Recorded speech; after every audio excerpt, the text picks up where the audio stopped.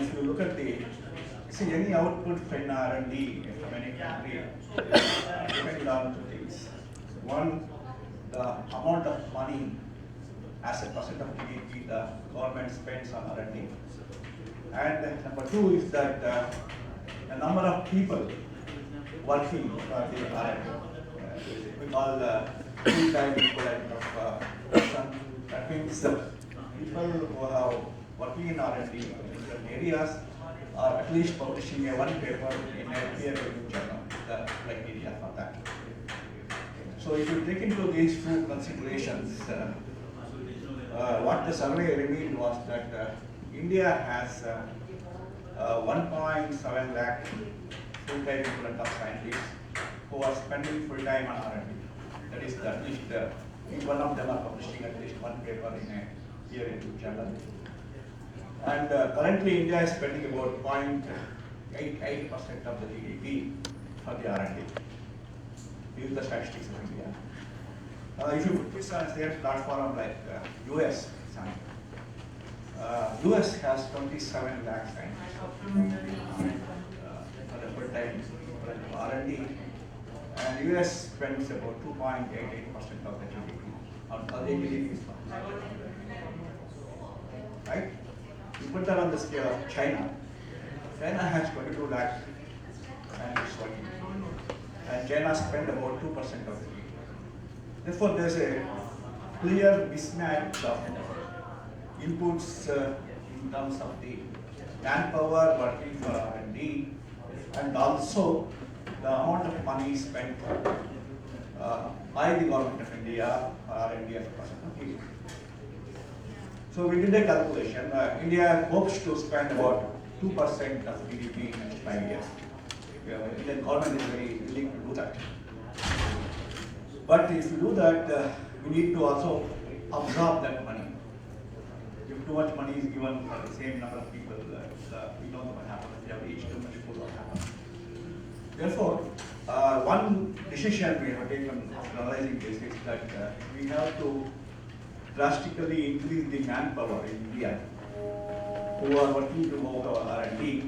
So our aim is to this 1.7 lakhs should at least become 7.5 lakhs in next 10 years is the goal. Therefore, keeping this in mind, we have started many programs to encourage people to come to science first and engineering and take up R&D job. So we are creating many fellowships. In my presentation, I will give the details of that.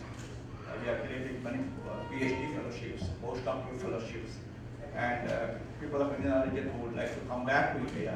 So we have a Ramanujan fellowship. People who have just finished PhD, we have an Inspire faculty fellowship. Therefore, this all is done to increase this R&D manpower to 7.5 lakhs. Then we can hopefully compare with China. And if you look at the performance of Indian guys in terms of the quality papers in peer-reviewed journals, we are number 5 in chemistry, chemical sciences. We are number 3 in the world in nanotechnology and nanomedicine. And we are number 9 in the world in life sciences. This is where we stand. Certainly, in engineering, we are number 4. Engineering research in India has taken up quite a bit. Therefore, we have to certainly improve to come up to this level. So, government of India is really after us for many new policies in order to sort of develop. So, next 5 years, we are planning all these fellowships to people like you to come back and take up position. Therefore, we have created facilities, and I'll be making a presentation. My presentation is 2 parts. First part is the programs what we have. Supposing if you come and join an organization in India, what are the funding opportunities available for carrying your research? The first part.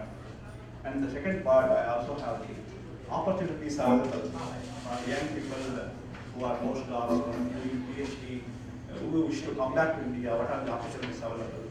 The second part. So, and we wait till my presentation. But if you have any questions, I'll be happy to take up at this point.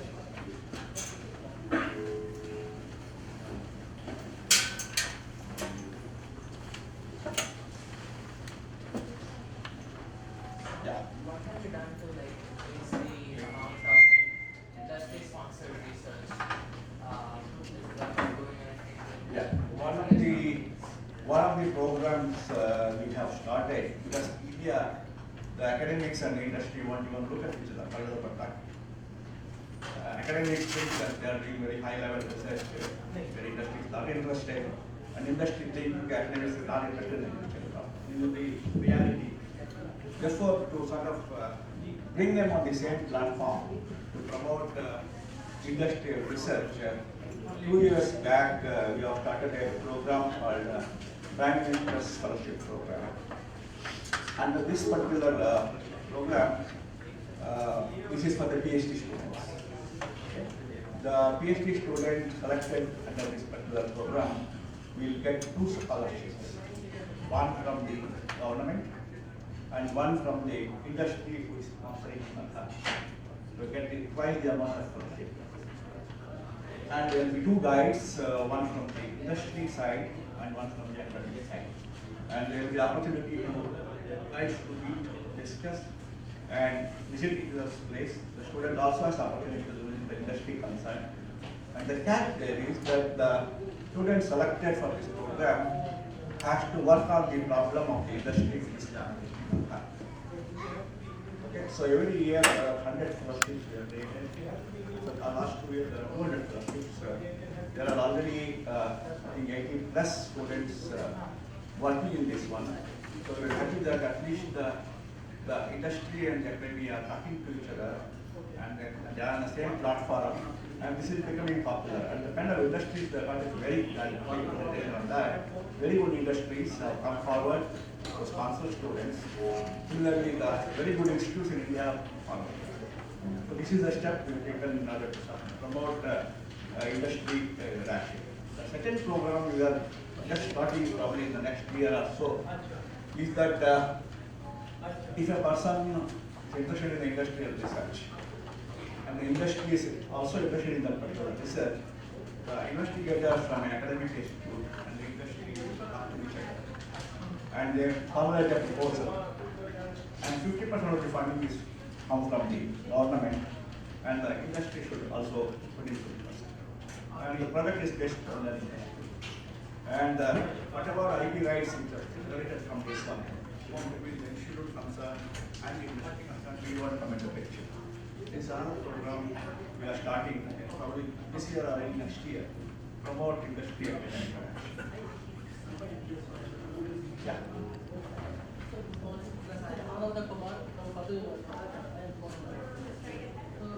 My question is there any growth for the next 5 or 10 or 15 years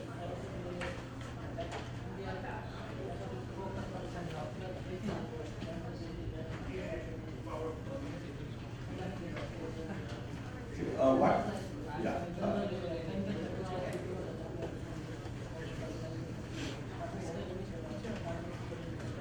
Yeah, there are several programs.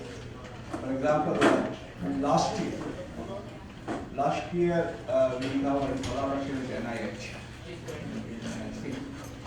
We have identified 2 programs, one on diabetes and one on diabetes. Right? In this particular program, an Indian investigator and an American partner will come together each other. They will have a discussion and they will submit a proposal for the funding, right?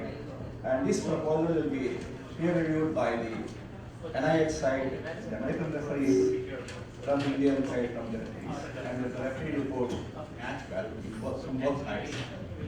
Then the Indian side is funded by the SERP, our foundation, and the American side is funded by the NIH. Right? So under this program, we have now identified 2. One is to develop easily available blood pressure tests for a common man in house. This is the target. That to build up. This involves biochemists, life scientists, and also engineers. If you want to build an equipment, we need a help of engineers. It's an interdisciplinary project. Under this particular scheme, in the first call we have funded 12 projects, and in the second call we have funded 6 projects from our side. Similarly, the American side has funded 12 projects, 6 projects. And then now, in the last Indo-US technology meeting in November 2014, held in the US, they have asked us to extend this program to cancer biology, malaria, and so there are focus programs. And also in the Department of Biotechnology has very directed programs for the life science facilities. Ministry of Health also, ICMR, yeah. I have been looking at research opportunities in India over recent years, and my field is like more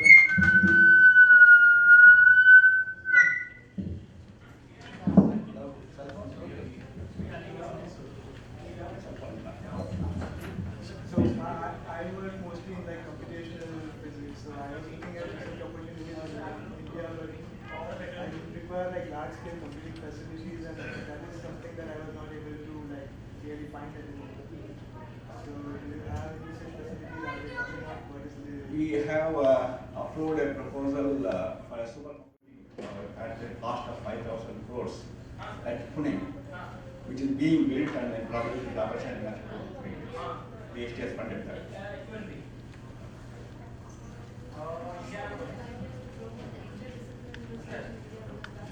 Yeah. Yeah.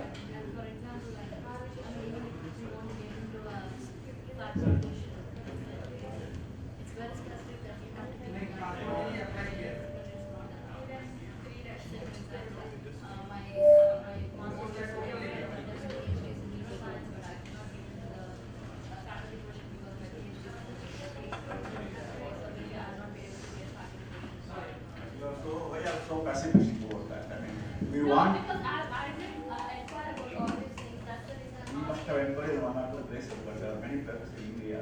We have a scheme called IRFA, that is the intensification of research in high priority areas.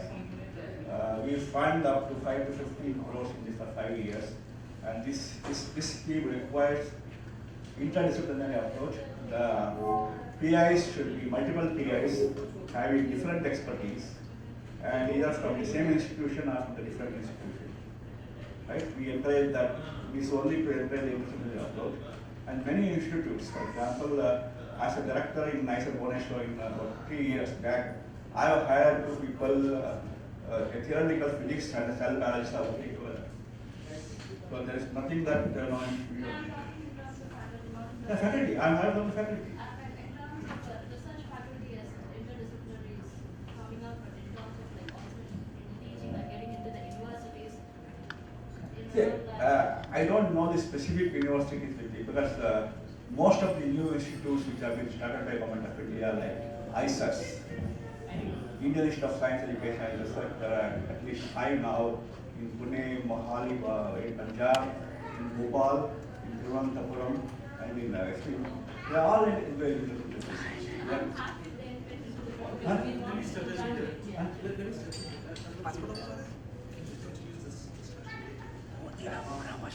Therefore, let's complete that. Then all the new are encouraging. Therefore, you have to keep trying. Complete one plus may affect your application, but that doesn't mean there are.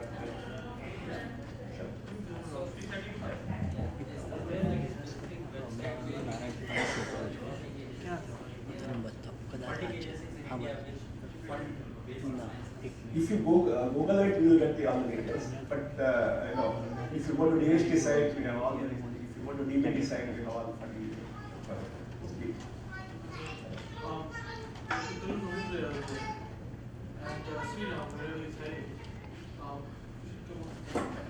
He's actually proposing that this group create a live website, a page, or a blog, where opportunities are presented in a timely way, as well as those that are current are presented at all times.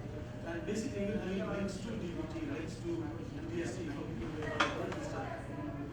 So he has promised at the end of this to get everybody's ideas, including you're talking about interdisciplinary work, opportunities, all of that is being addressed. And I have seen in the last 10 years the transformation of Indian infrastructure, going from here, working with the Khorana program, now the Bose program. Tarun has a list of opportunities that many times. We run similar kind of a program at MIH, where we have around 450 postdoc students. The second largest is Khorana in South China, which are around 720 and 450. We have created a group. So wherever I get an opportunity which is supposed to come as a career, that opportunity exists. Research labs in government, private, quasi-government, state government. So I immediately pass on that opportunity to that and on an average in a month, we are getting around 15 to 20 applications from that first job, which has to be sent. So I request that all of you create a and I will contact with all the information I'm passing to NIH. So that should help. And regarding the interdisciplinary, can I add something? Please, There is a set of laboratories called Greentown Labs in Boston, which offers around 10,000 square feet of space, and where the multidisciplinary experts are hired to do the problem-oriented research for the industry. Last year, few industrialists and few from the government sector were visited, and we want to replicate a similar kind of laboratory in next to and one of the corporate sector is offering around 20,000 square feet, which will be double the size. And Greentown is going to establish a similar facility where the multidisciplinary experts will be hired to do research, which will be industry oriented. So the timeline is next 5 years. And one of the large corporate sector is working on this.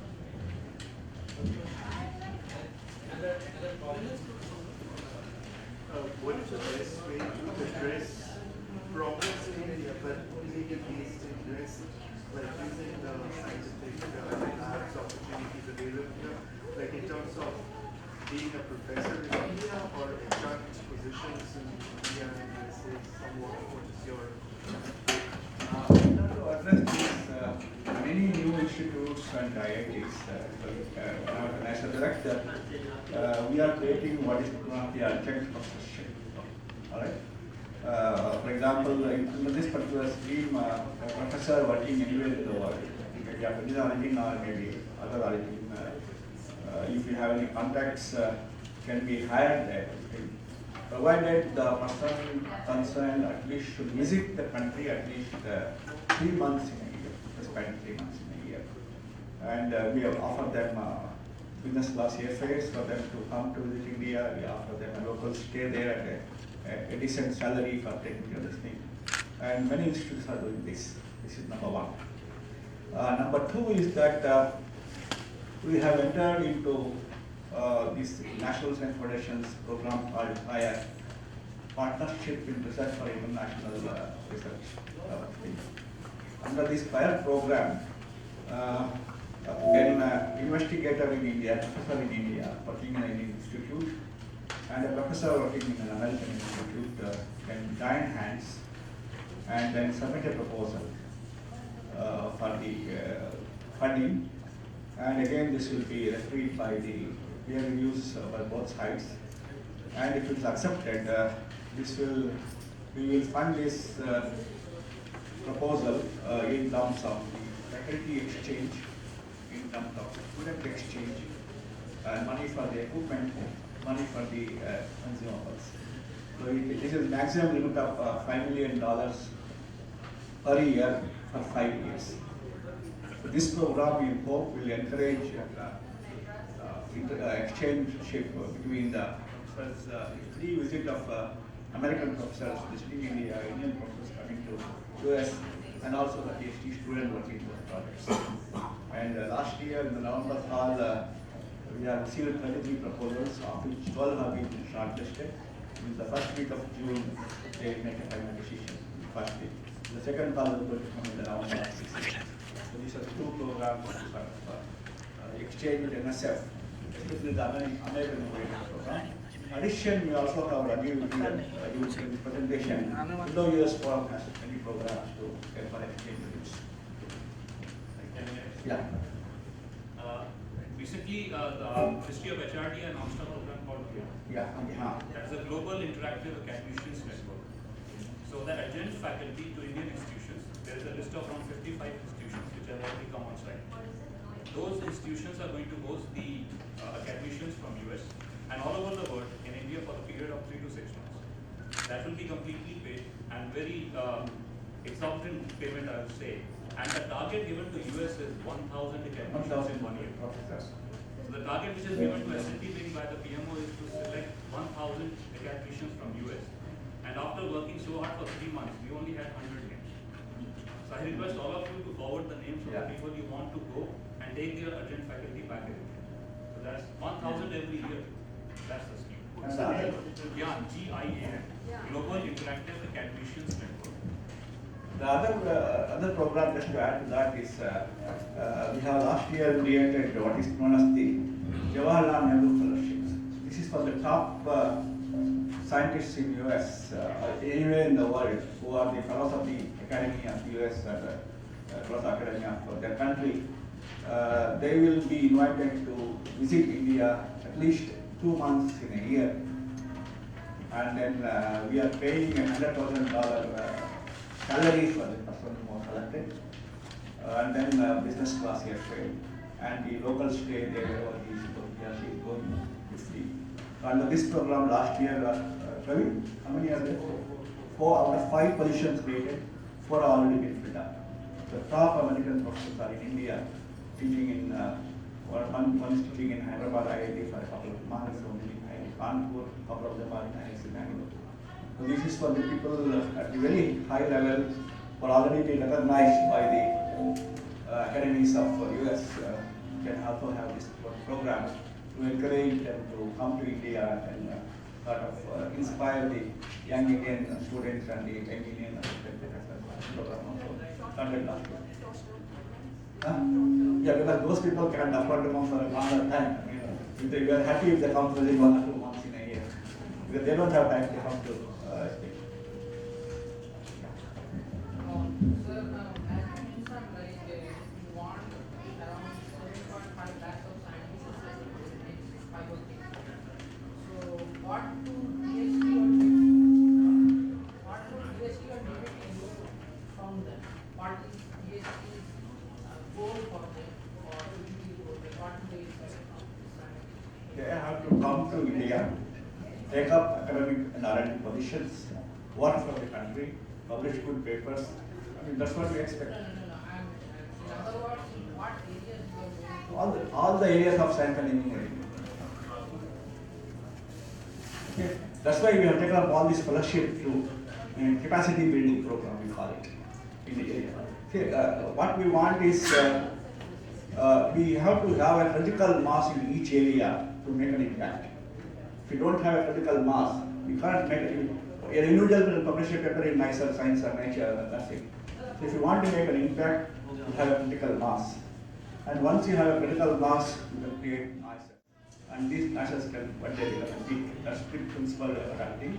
Therefore, to build this capacity building, we are having all these fellowships which are building presentation to sort of encourage Indian students, Indian postdocs to come back and take up R&D positions. Yeah. Continuation of is there any kind of particular area of research which is coming over and the science and technology and food and distribution or Yeah, that's a very good question. We have now. so that we develop, you know, there's 100 million of people around the world.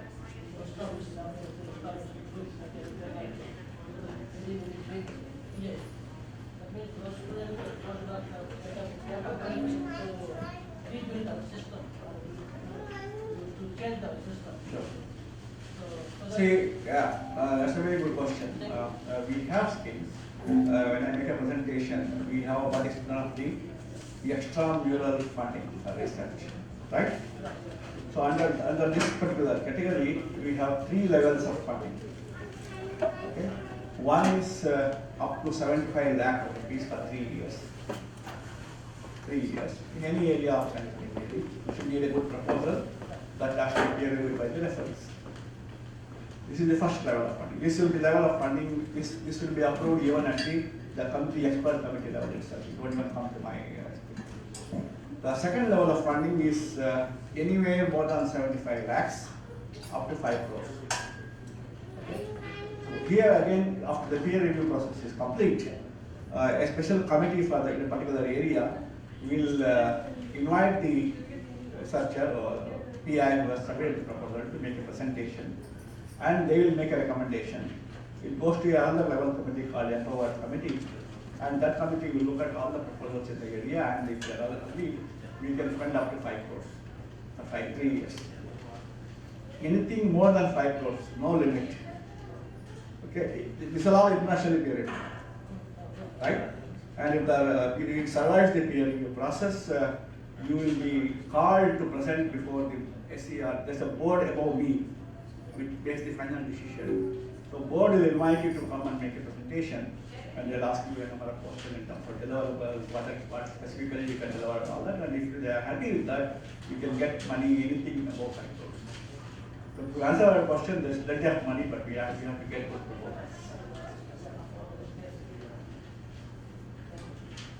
So what's the environment for people who are research friendly or who is in and entrepreneurship, so for their provide support for startups? Again, as you would, the environment, at least in the new institutes that have been created very recently in the last 5 years, it's anywhere comparable to any labs in university. If you look at the infrastructure facilities, if you look at the kind of labs we have done, right? And also to promote entrepreneurship here, Indian government is now allowing the individual faculty members to have a startup companies. You can, having a job in an institution, you also can start up a startup companies, you have incubation centers, so they are trying to promote entrepreneurship. And also there is an organization called the Technology Development Board, which is a part of DST. They also can give a soft loan for the entrepreneur without any much interest for a period of 5 years and then develop this field. So there are a lot of opportunities available for the entrepreneurship in terms of funding available at various levels. Yeah, there are. Yeah. So my first question, I have two questions. First question is about the district.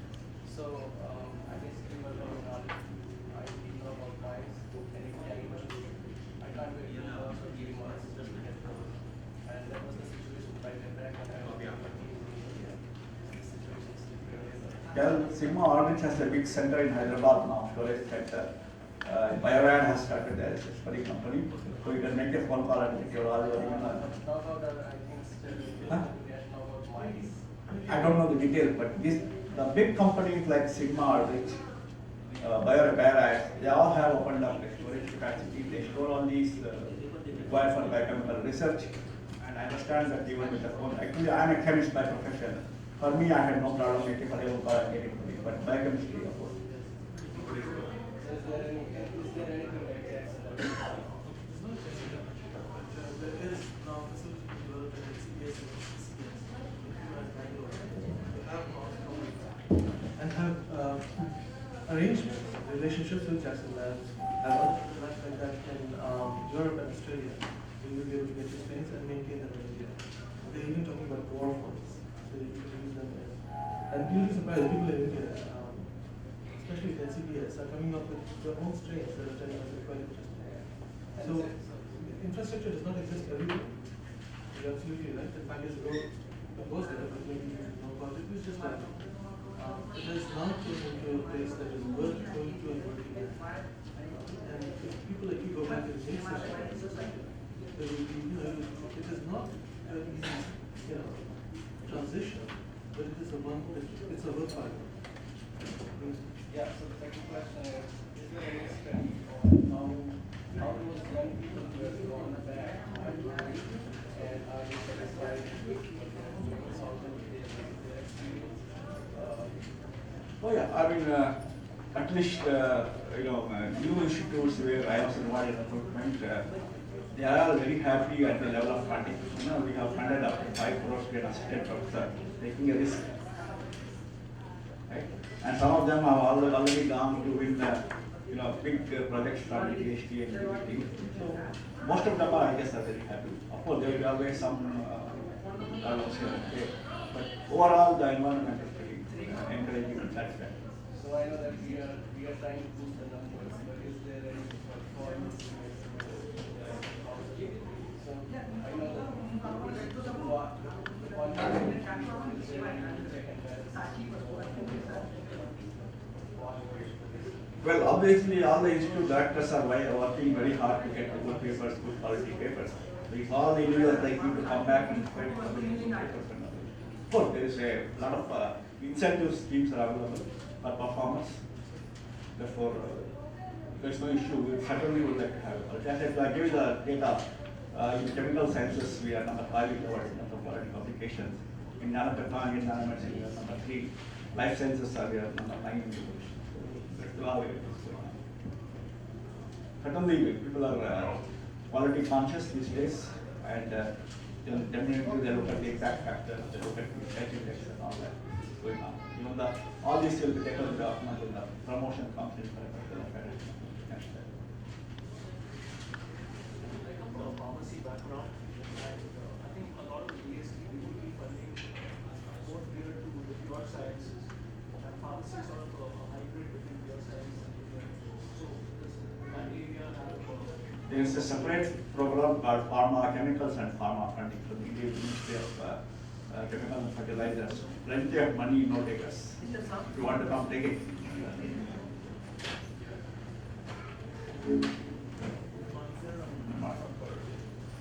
So, finally, basically, the question that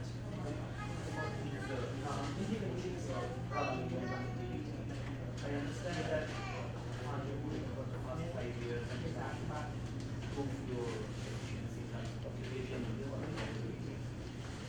But after 5 years, when you depend upon the candidate to make something that will be that is with the technical position or to have just depend on that chance factor then after 5 years. This is a very good question you asked. We have been having this problem. So what we have informed the institutions concerned is that please look at the performance of the fellow at the end of 3 years, right? And you make up your mind whether to absorb him or not to absorb him or her, right? So somebody if they are willing to absorb you, there's no problem. We can continue on the implementation track position. In case if you are not happy with the performance, they will inform the candidate at the end of 3 years that we are not happy, we are looking for elsewhere. So you have 2 years time to look at our elsewhere. And then therefore it's up to you to sort of prove yourself and testing, and under no circumstances this fellowship can be increased, right? Yeah, right now if you want to look at the absorption rate, an average absorption rate is about 78%. In chemical sciences is 97%, in engineering is 100%, in life sciences is about 66%. In the most, so far the fellows who are completed 3 years and been absorbed is the percentage. But majority of them are doing well.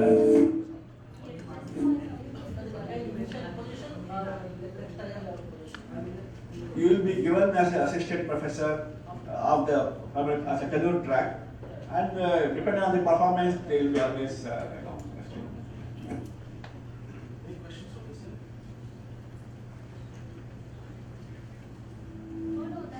Regarding the logistics, here what you see that you have really big interdisciplinary research buildings which actually are more like a common facility for anyone to access.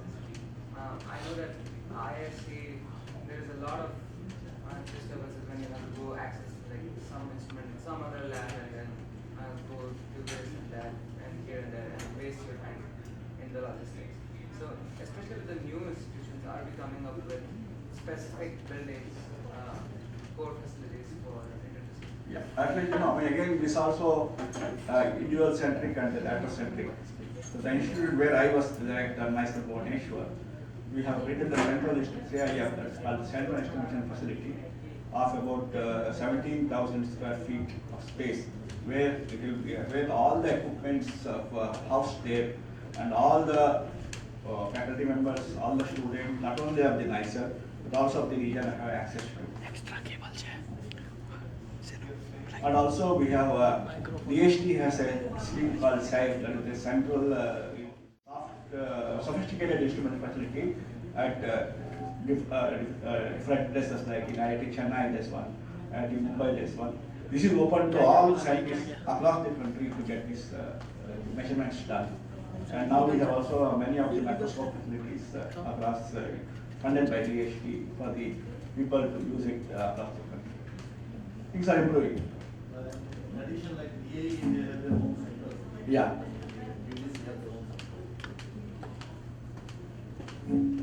So a lot of the talk has been about research.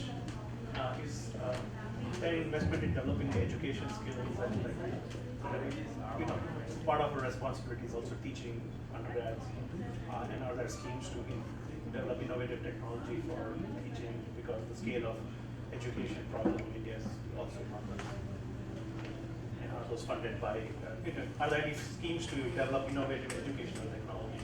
Yeah, actually this has been done by IITs. IITs have a kind of EDU program where they are want to have these lectures being across the institute by way of transmitting over this thing. And IIT Chennai has taken the lead in this one. So what they go do is they go to all the places and then choose the professors, the popular professors, and record their lecture.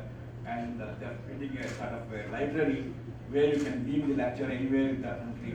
So this is funded by the Ministry of MHR, the Ministry of Human Development, especially to improve the education quality in India. We don't have such funds and funding in our PhD scheme, but MHR is doing that in a big way. NPT, exactly, you're right. They are trying to have a library of all the lectures, popular lectures in the basic sciences and engineering, so that they can, all the students have the access to that.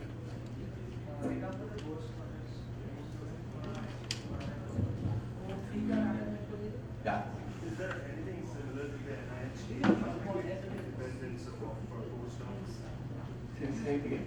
So like a K awards pathway to independence. Like I'm not aware of this. Let me know. so like postdocs get to the final stages before they transition to assistant professor. Okay. So like here if I'm a postdoc and like the transition assistant professor, is there something like this? Yeah, we have a scheme called Ramanujan Fellowship. No, not really. It's not an assistant professor. It's a consultant position. You are called a Ramanujan Fellow. You will be paid 5 years from the SCRT as a salary equivalent to state professor research grant. And in the 5 years, you can choose your institution and where you want to work. And then in the 5 years, takes to your research years to make the institution absorb you. It's more or less similar to this. The Ramanujan Fellow. After that, if they absorb you as your assistant professor or associate professor.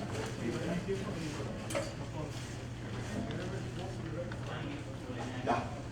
So for a lot of these fellowships, one thing required is to identify a host institution. But I find sitting here, contacting the host institution and getting them to reply back is very, very hard. So it's a very big roadblock for us. So how do we go around that? I do not know because for each meeting of Ramanujan Fellow, we get about 300 nominations from different institutions. Right? Therefore, when I was a director of Plaza, I used to respond because now we also instructed all the institutions because they always come up with what is this, what are the criteria. I said that this is the scheme, and if the candidate whom we are going to sponsor or nominate has a potential to become a faculty university, we look at the criteria. Nominate them. That's the criteria. But each meeting we will have about 300 applications considered, of which about 20% get to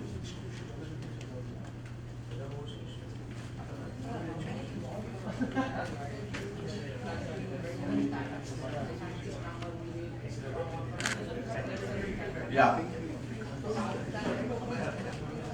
Wait from the presentation.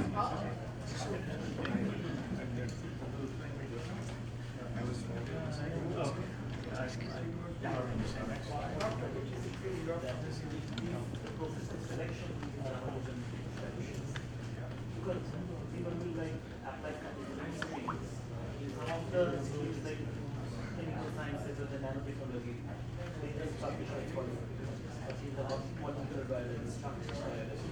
We do not make like conservative in concrete. As a matter of fact, the impact factor of the QA is that the on soul factor or the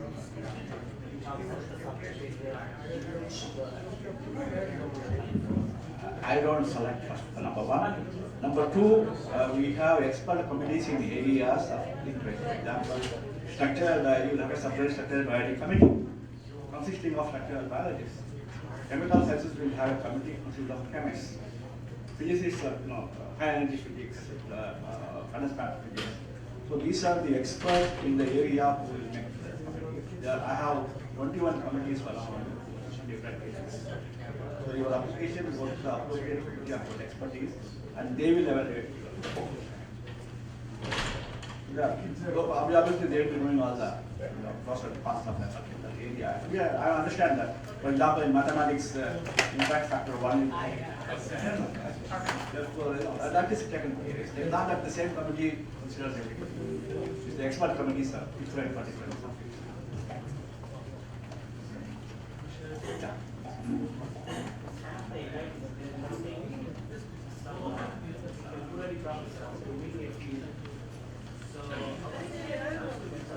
Now your performance depends on your performance. Even ISOs are now giving a contract for 5 years.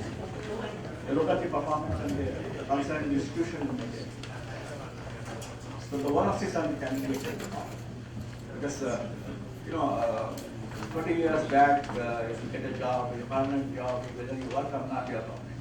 That concept is gone. Like in US, for example, you have a tenure track position. So they almost all the institutions are offering you a 5-year contract with all the benefits. And then if you are doing well, they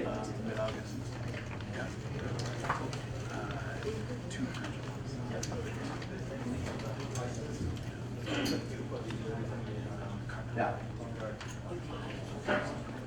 Yeah. Okay, and performance. Okay? That's why suddenly because we are looking for quality people. Because what they're saying is that looking at your biodata on paper and things going to Google, they are looking. But after coming to India exactly and reading solution on performance factor, therefore they are taking a 5-year contractual job. If they are doing well, I don't see any problem.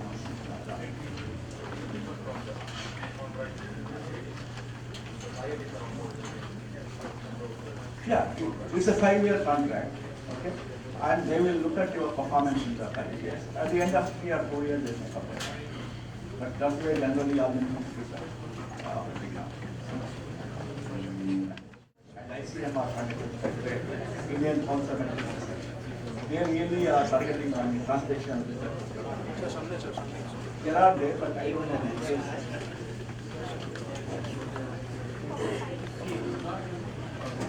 Huh? Yeah.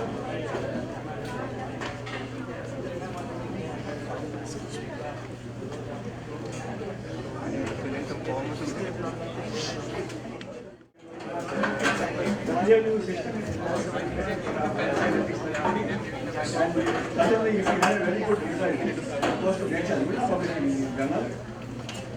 Will you? Huh? Hearing systems are not as robust as in international countries. Right? Therefore, I am happy to publish a paper in JAX as a chemist rather than publishing in England. But you give more confidence. Or I want to publish in England chemistry. So even if I have a material to publish in Nature, I will not have to England become a JAX. So we have to compete.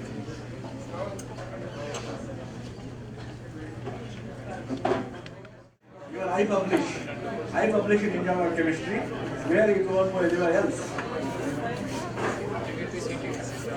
What is wrong with publishing in American? Why are you afraid of the American centers or why you say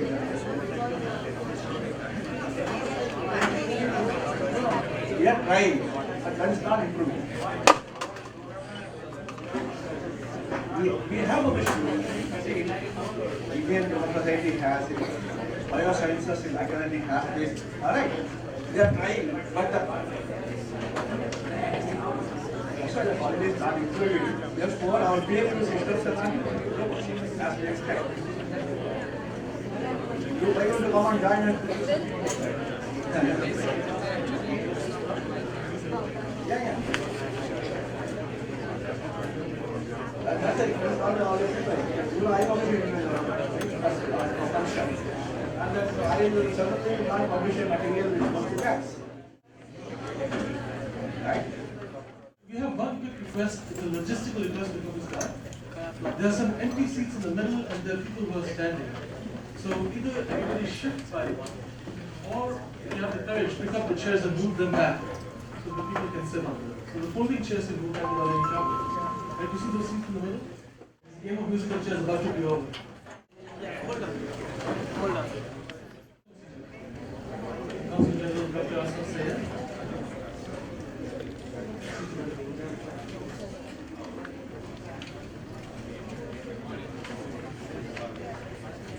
So he is incredibly kind to offer us this venue.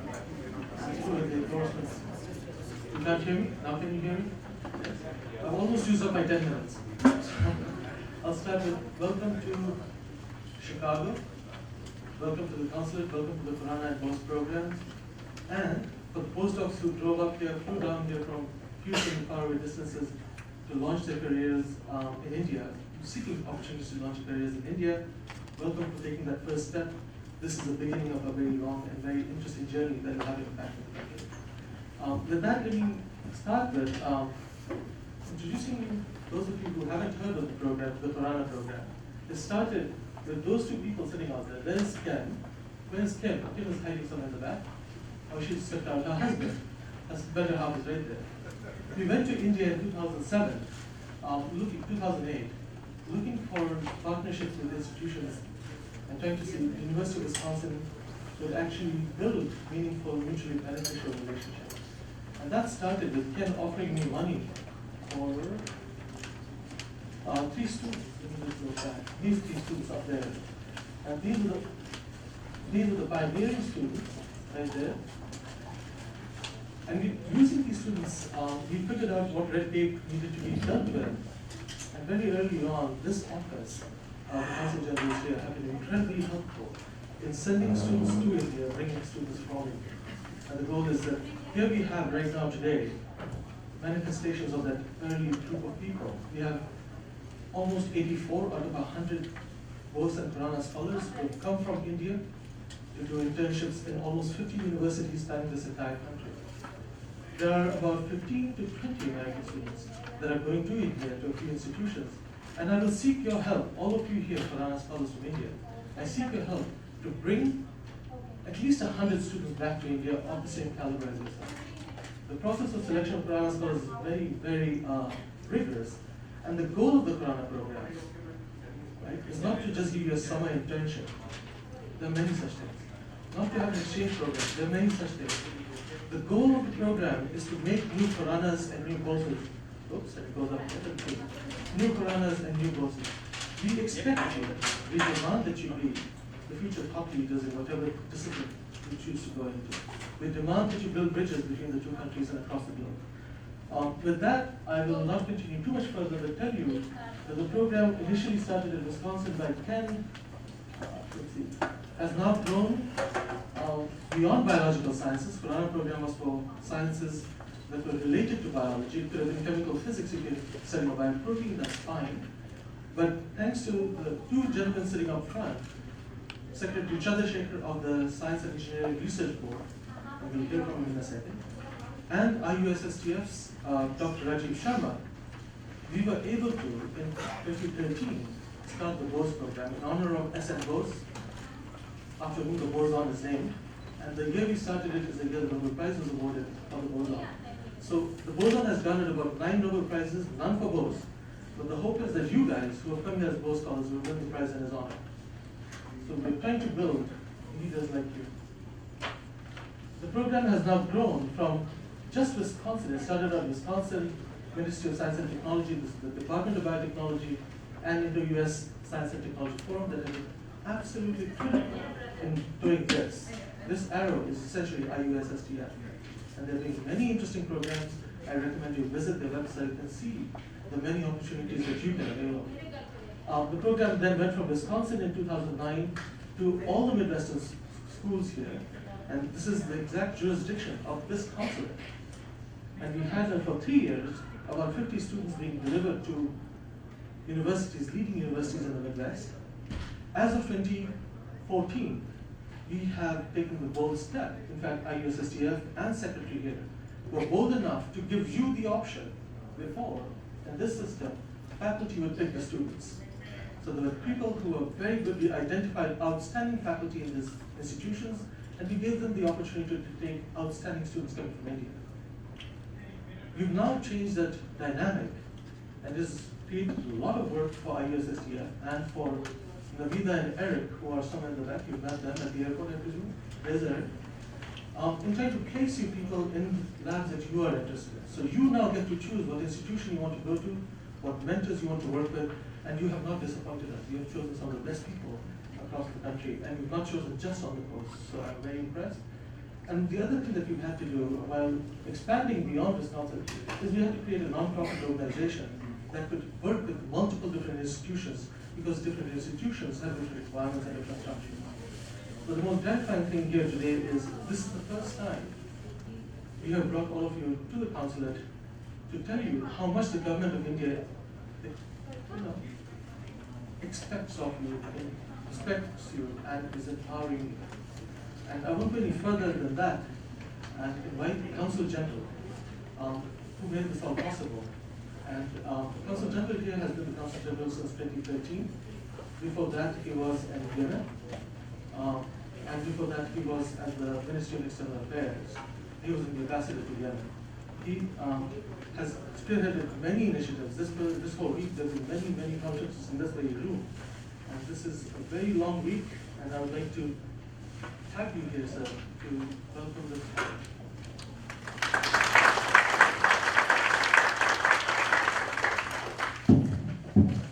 What a great sight to see so many youngsters in the consulate. I saw some of them coming up as I was walking up. It's a great pleasure for me and great honor also to welcome, extend a very warm welcome to all this young group of Khorana and Bose scholars to this orientation program at the Consulate. I would also like to first of all welcome Professor T. Chandrasekhar, Secretary, Science and Engineering Research Board, who's the main person and spearheading this movement in the program, and his accompanying delegation, Dr. Rajiv Sharma of Indo-US Science and Technology Forum, various eminent speakers who have come from different prestigious universities in the United States, and of course Professor Asim Ansari, chairman of the Winstep Forward, who has worked tirelessly also to not only found the program right several years ago, but also every year mentor the scholars. I also welcome my young colleague from the embassy, Mr. Tarun Mohindra, Counselor Science and Technology, and all the distinguished guests who are here. As I could hear from Asim Ansari, that all of you have been selected through a very rigorous process in India, and all of you definitely represent the cream de la cream of the budding Indian scientists of India. And one would not be surprised that many of you would emerge as top scientists in your respective fields, particularly after your exposure and stints with various prestigious universities in the United States. We have several examples of Indian scientists who have done exceedingly well after coming to the United States, even in contemporary times, not going back too much in time. And I travel quite a bit in my jurisdiction, which covers 9 states of the US Midwest, and I meet distinguished faculty members from India and scientists from India. And I would just like to mention 3 persons here so that you just get an idea. The first one is Professor Katesh Kati, Director, Institute of Green Nanotechnology in the University of Missouri, who was recently awarded with the Hevesi Medal Award, which is considered as almost equivalent to the Nobel Prize in the nuclear sciences.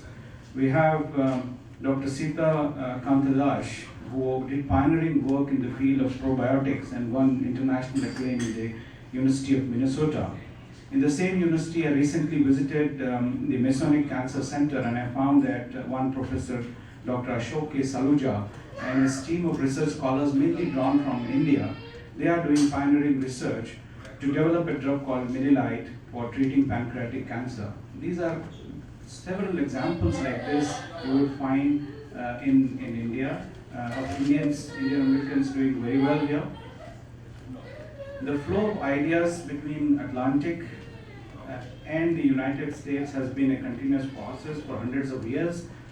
We have seen the ideas of Norman Borlaug translate into Green Revolution in India. We have seen the correspondence between George Washington Carpenter and Mahatma Gandhi. George Washington Carpenter is wrongly credited as inventor of the peanut butter, but then he did pioneering work on peanuts. So those ideas. We have also the example of Dr. Verghese Kurian, who went on to become the father of white milk revolution. He studied in Michigan State University, as I understand. Our secretary here, who was also an alum of the university. And you'll be surprised that we have in my jurisdiction the state of Iowa, which hosts the World Food Prize annually, and at least 5 Indians have been bestowed with the World Food Prize. The first one was, of course, Dr. M.S. Swaminathan, then Dr. Kurian Verghese, and most recently, last year, we had Dr. Sanjay Rajaram, who was conferred with this prestigious World Food Prize.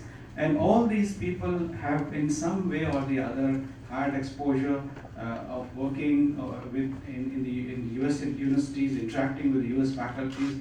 So you see, it changes the perspective completely. One difference which I feel is that between India and the United States in terms of the academic institutions, I was pleasantly surprised that the pure scientific research, very sophisticated scientific research is done through the medium of universities, which is supported by the government departments. And not only that, young students, even undergrad students, are also given a hands-on experience to do that kind of research. When I was recently in the Michigan State University, I saw a cyclotron project, which is close to about $700 million worth of research project, where first-year undergraduate students were getting a chance to work. Where do you get a chance like this in any of the institutions in India back home? Even if there are very, very few. So I think this is the difference in perception. Similarly, I saw the extraordinary work on the robotics being done in the Purdue University, where again young students are involved. As we talk of India and all the youngsters here, I would like to definitely highlight to all the US faculty members here and eminent guests that the profile of India is definitely changing. India is soon to become the youngest country in the world in terms of the average age of the population. By 2020, an average age of the Indian would be only 29 years when compared to 37 in China and the US, and 45 in West Europe and 48 in Japan, which would mean that while the world is aging, India is becoming younger.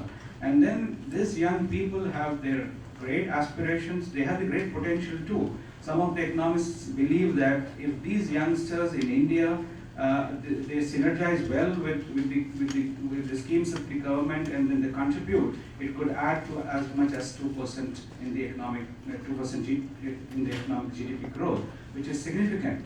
And also, as one of the estimates of Morgan Stanley Research is that India is expected to be the largest supplier of university graduates in the world by 2020.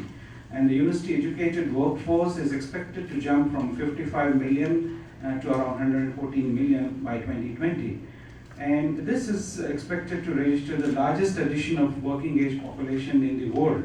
Not all these people we are going to absorb in India, while definitely many of you would remain in India, and I'll tell you the reasons for it, but the people like you are there to contribute to the economy and to the knowledge of all over the world.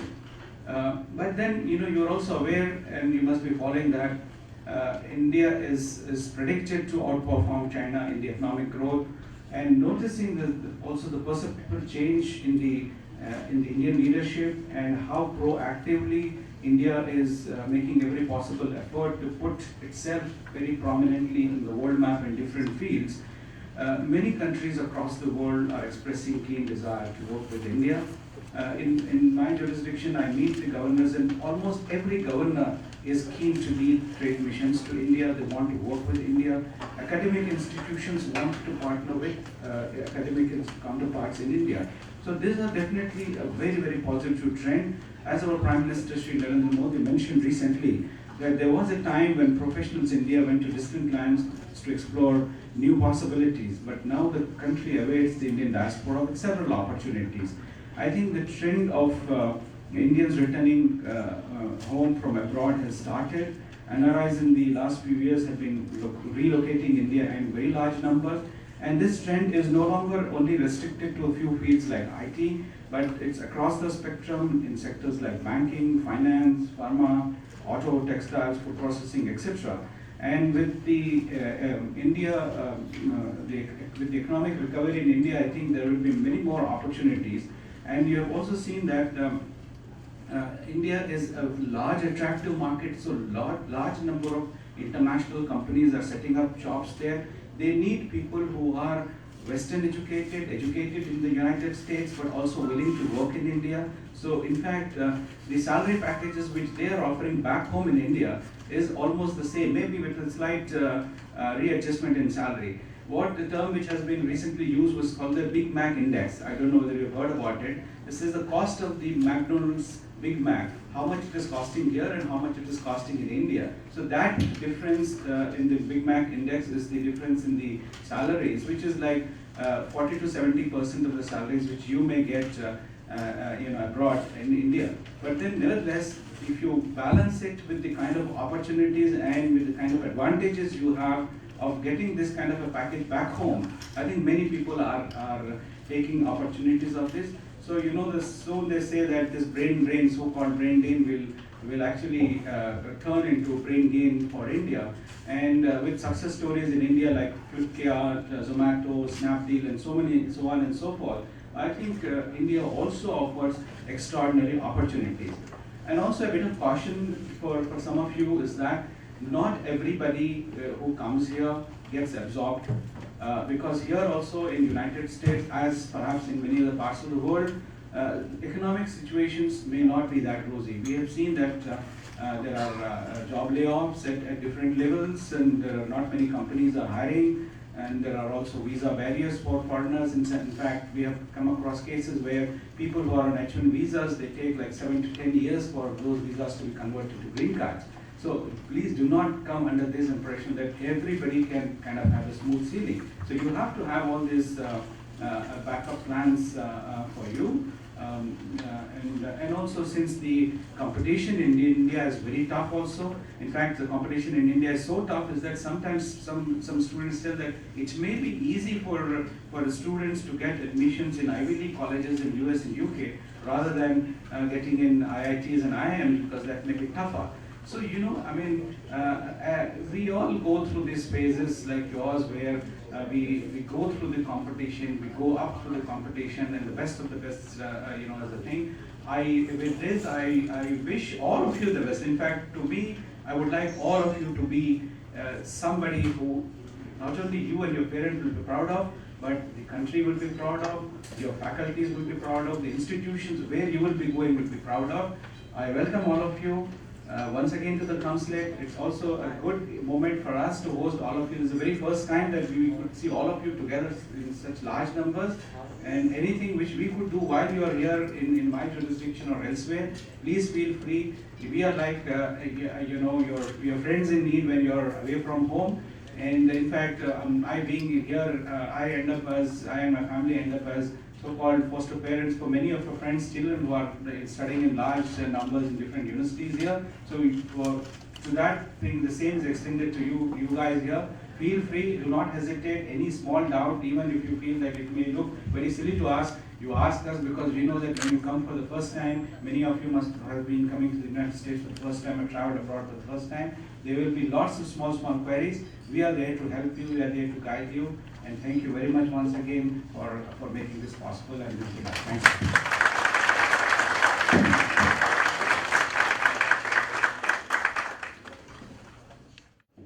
With this, we're going to the lighting of the lamp ceremony.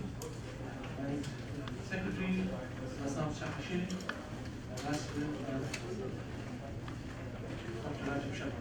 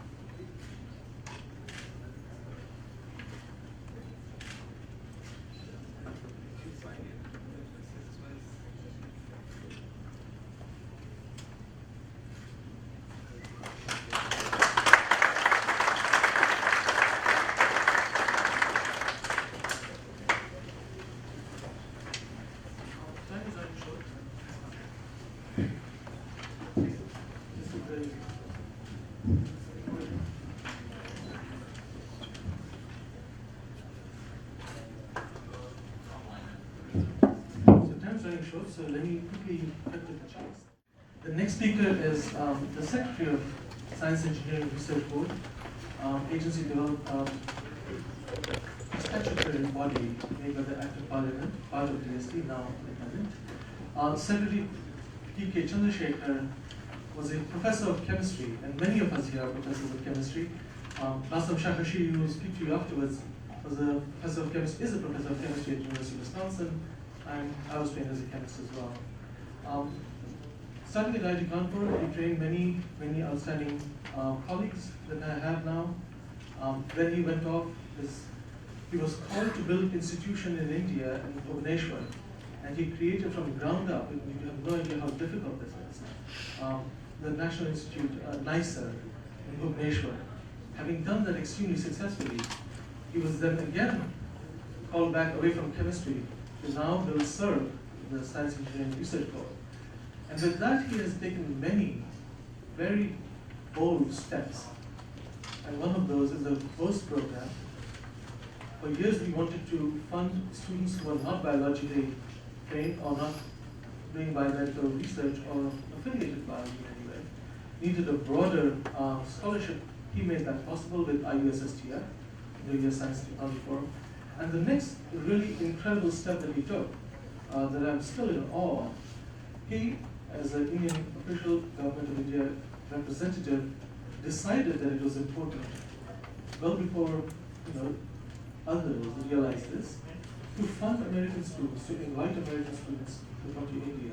So it is SERB that is funding those scholars, those of you out there who are going back, I see Hannah as well here from previous years, to India.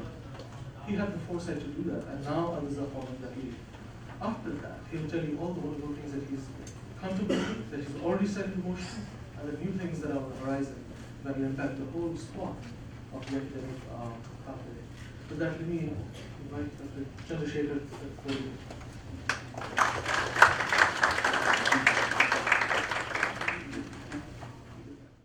Let me begin by extending a very warm welcome to all the Bose and Khorana scholars and also the postdocs who have driven all the way as well as from Houston to attend this meeting here.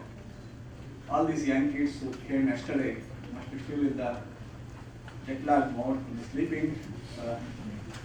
Don't worry, we'll get over that. And then welcome to Chicago and welcome to this orientation program wherever you are going. I'm sure that with the incentives going to this program, we are going to spend 7 to 8 weeks in US with a lot of hard work put in there. And the end of this thing, we will go back networking with people. And I hope that most of you will come back to pursue your PhD. You want to come back and pursue it. This is an opportunity given to you from the Government of India. I'm sure that you would use this opportunity given to you the best of your abilities to make the advantage not only for yourself, but also for the country. I wish you, all of you, very well in your stay during the next 10 weeks. Let me also thank the Consulate General here for hosting us. Very nice of you to host here. Thank you, sir, for hosting us this meeting in the Consulate. I also take this opportunity to thank all the mentors who have come all the way, been mentoring all these young students. Thank you, my dear professors, for mentoring all our young students, and hope that we will also help us in mentoring these kids to whatever they want to do. I also would like to say a big thank you for Navida and Asim who have been tirelessly.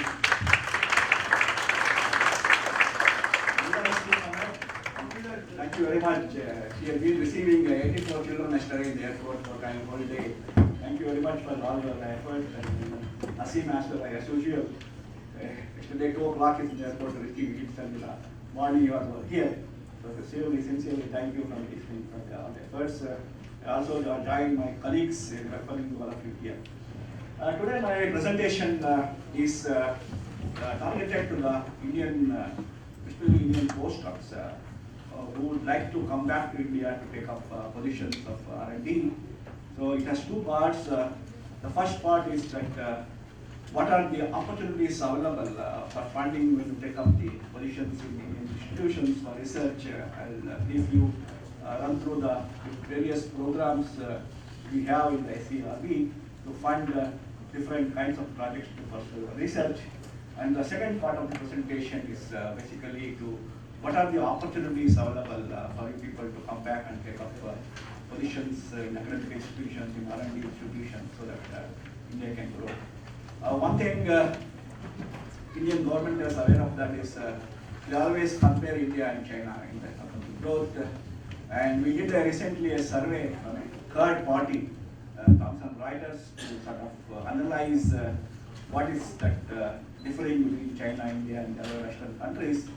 And this particular survey was quite revealing in the sense that India spends about 0.88% of GDP for the R&D currently, whereas China spends about 2.8%. If you compare that with the US, it's about 3%. In terms of number of people who are working for R&D, India has about 1.7 lakh scientists working at the various institutions. Compare that with China with 22.7 lakh scientists. In US is 27.7 lakh scientists. Therefore, there is a gross mismatch in terms of the R&D output because of the inputs we are giving in terms of the GDP as well as the manpower working in R&D. Therefore, one of the goals of Indian government has now stated that is to increase the GDP to 2% because the activities need also the manpower to absorb them. So next 5 years, we are planning to increase this number 1.7 to at least 7.5 lakh scientists. Therefore, we have created many of what I call the capacity building programs to offer fellowships for Indian students to come back, to give fellowships to Indians to come to US and do PhD, which will be making presentation. So our goal is to, if you want to really compare China and India, you should compare in terms of the inputs, percent of GDP, as well as the number of scientists working for the R&D, and if they match, then you can always make a comparison. Therefore, keeping this in mind, Government of India has taken a lot of steps to sort of capacity building and then introduce many schemes. They are putting a lot of money into R&D, and in the next 5 years, they would like to extend this to 0.88% to 2% of the GDP. So with this, I will start my presentation because we don't have much time. The mandate for this SERB was created about 5 years back through an act of parliament as a national funding agency to fund the various research projects in the model of National Science Foundation in the US. And our mandate is basically to sort of support basic research in emerging areas of science and engineering. Also, board has financial powers and earning powers to enable quick decision making. One of the reasons which were created was if you are in the pure government, there are certain steps we can't avoid, we call bureaucratic steps. To overcome that, this has been created as an autonomous body where we have some flexibility in taking decisions and the delivery will be much faster. Third is to improve the responsiveness to the needs of the scientists, because we would like scientists to get the money as soon as they come back to India and take up positions, therefore we help them in getting that by through decision making, fast decision making processes. And our vision is to sort of accelerate the pace of discovery and delivery of science-based solutions for faster and sustainable inclusive growth. This is our mandate, and we are committed to do this in the coming years. Our objectives is basically we have to serve as a premier multidisciplinary research agency for planning, promoting, and funding of internationally competitive research in emerging areas of science and engineering. We have to also have identify major interdisciplinary research areas and individuals, groups, or institutions, and fund them in undertaking research. This morning, one of the people asked this question: are you doing something for the interdisciplinary research? We are doing many things on that front. We also assist in setting up of the infrastructure and environment for scientific pursuit. We also have the mandate to enable synergy between the academic institutions and the industries and the laboratories to promote research in science and engineering, and also have a management system for a speedy delivery of the money for the scientists concerned. If you look at our programs, we have programs for everybody, for the youth, for attraction up to science. We have the Inspire program of PhD, which is becoming popular, where at the school level itself it provides scholarship for the students to take up science thing, and then once you take up science positions, you can go on to do further PhD. We give scholarship. Even after giving the scholarship, we also created a Inspire faculty fellowship. That is once you are decided to pursue a science, you are being funded by the government of India from the high school level till you get a faculty position. So you don't have to depend on your parents for the support. We have the individual researchers, which is support to investigator-centric research, travel. I'll give the details of that. We have special program for the women scientists because the women at certain stages of family reasons they have a break in service. That's why we have created special schemes to assist them. We have the innovator programs, we have entrepreneurs program, and we also have the programs to build the infrastructure for the institutions and the universities. If you look at some of the programs, this is a program for the extramural research funding, individual-centric. So any individual who has a job in any Indian institution can apply for funding. This is on a competitive mode of funding. We support potential scientists for the research projects in areas of science and engineering. Grants are given for the manpower, equipments, consumables, and conferences and contingencies. We have 3 levels of funding in this particular mode. First level is up to 50 lakhs for next 3 years. This is very easy to get it because it will be decided by an expert committee after the peer review process. The second level is up to 5 crores for 3 years. And the third level is more than 5 crores. The B and C, the 2 and 3 level funding requires international peer reviewing involved in this particular case. And then if the review process is satisfactory, the PI will be invited to make a presentation before an expert committee who will decide to fund this. Therefore, the point I am trying to make here is that if you have a good idea, there is no dearth of money for you pursuing your research. We also have a startup grant for the young scientists who come and take up positions. 35 years of age, we immediately provide a 35 lakh grant for 3 years, and also a salary of 55,000 rupees per month to take up immediately as a startup for the young scientists, researchers. And this scheme is becoming quite popular, and we support about 2,000 to 3,000 projects every year under this particular scheme. We also have this IRFA scheme called the intensification of research in high priority areas. This is basically targeted for the interdisciplinary research here. Here the conditions are this supports proposals in very high priority areas. This requires multidisciplinary or multi-institutional expertise in areas of where country can make an impact. Here we have to have at least 2 or 3 investigators from different areas to submit a proposal jointly, and then if after peer review process we identify the areas and we fund, if it's true, we fund these projects from anywhere from 5 crores to 15 crores in a period of 5 years. This is a very popular scheme to build up infrastructure in the different. Here, as I said, we also have different fellowships created through the to increase the manpower at the capacity building. I call it. This is PM Doctor Fellowship. This morning somebody asked me, what are you doing for promoting industrial research? This is especially for that particular program where we allow academia interaction in research and development through a public-private partnership mode. Here the selected doctoral student, this is for a PhD program. The selected student here have two thesis supervisors, one from the industry concerned is sponsoring him or her, and also one from academia. And the catch here is the student has to work on a problem of interest of sponsoring industry. And the student gets the double the scholarship, one from the board and one from the industry sponsor for a period of 4 years, which can be again extendable for 1 more year. So this is basically to bring industry. This was launched about 2 years back. Again, as I said, the initial speakers is the on a PPP mode, jointly scholarship support for 100 PhD scholars every year, double the scholarship amount, industry-backed research and industry-based research. This is becoming again popular trend. And these are the kind of industries which have already come forward to have students, Intel is there, PNG is there, Karmas is there. So a lot of industries are coming forward. I'm also getting now interest from the foreign countries to have the students in this particular scheme. We also have good institutions in this program. We have all the IITs, we have ISET, we have the universities we have. Therefore, this scheme is becoming quite popular, where we have bringing the academia and the industry together on the same platform to pursue the research. The second program we have in the fellowships is one of the overseas doctoral fellowship program. This is what we are here, this meeting. India has created 200 fellowships, about 1,000 scholarships for every next 5 years, 200 per year, where the Indian students who get the doctoral and PhD admission elsewhere in the top 100 universities in the world, we will support them with a $2,000 per month scholarship for the period of 5 years, and also travel grant and rupees.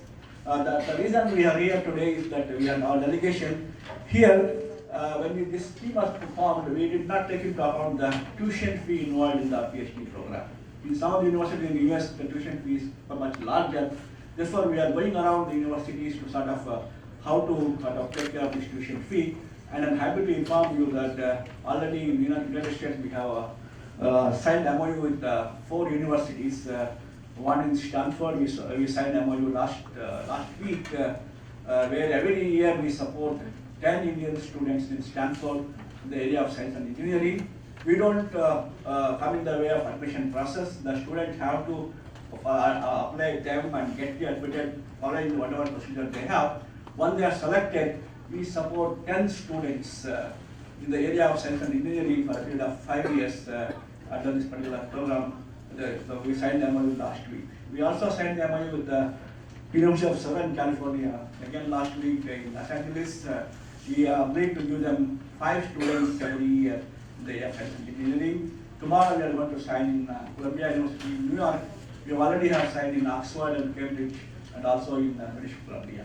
Therefore, these overseas doctoral fellowships, selected areas, we will support them in any area of science and engineering if they get the admission, following the procedure of the university, and we don't get involved in that. This is becoming quite popular. This is one of the projects to improve the manpower and capacity building.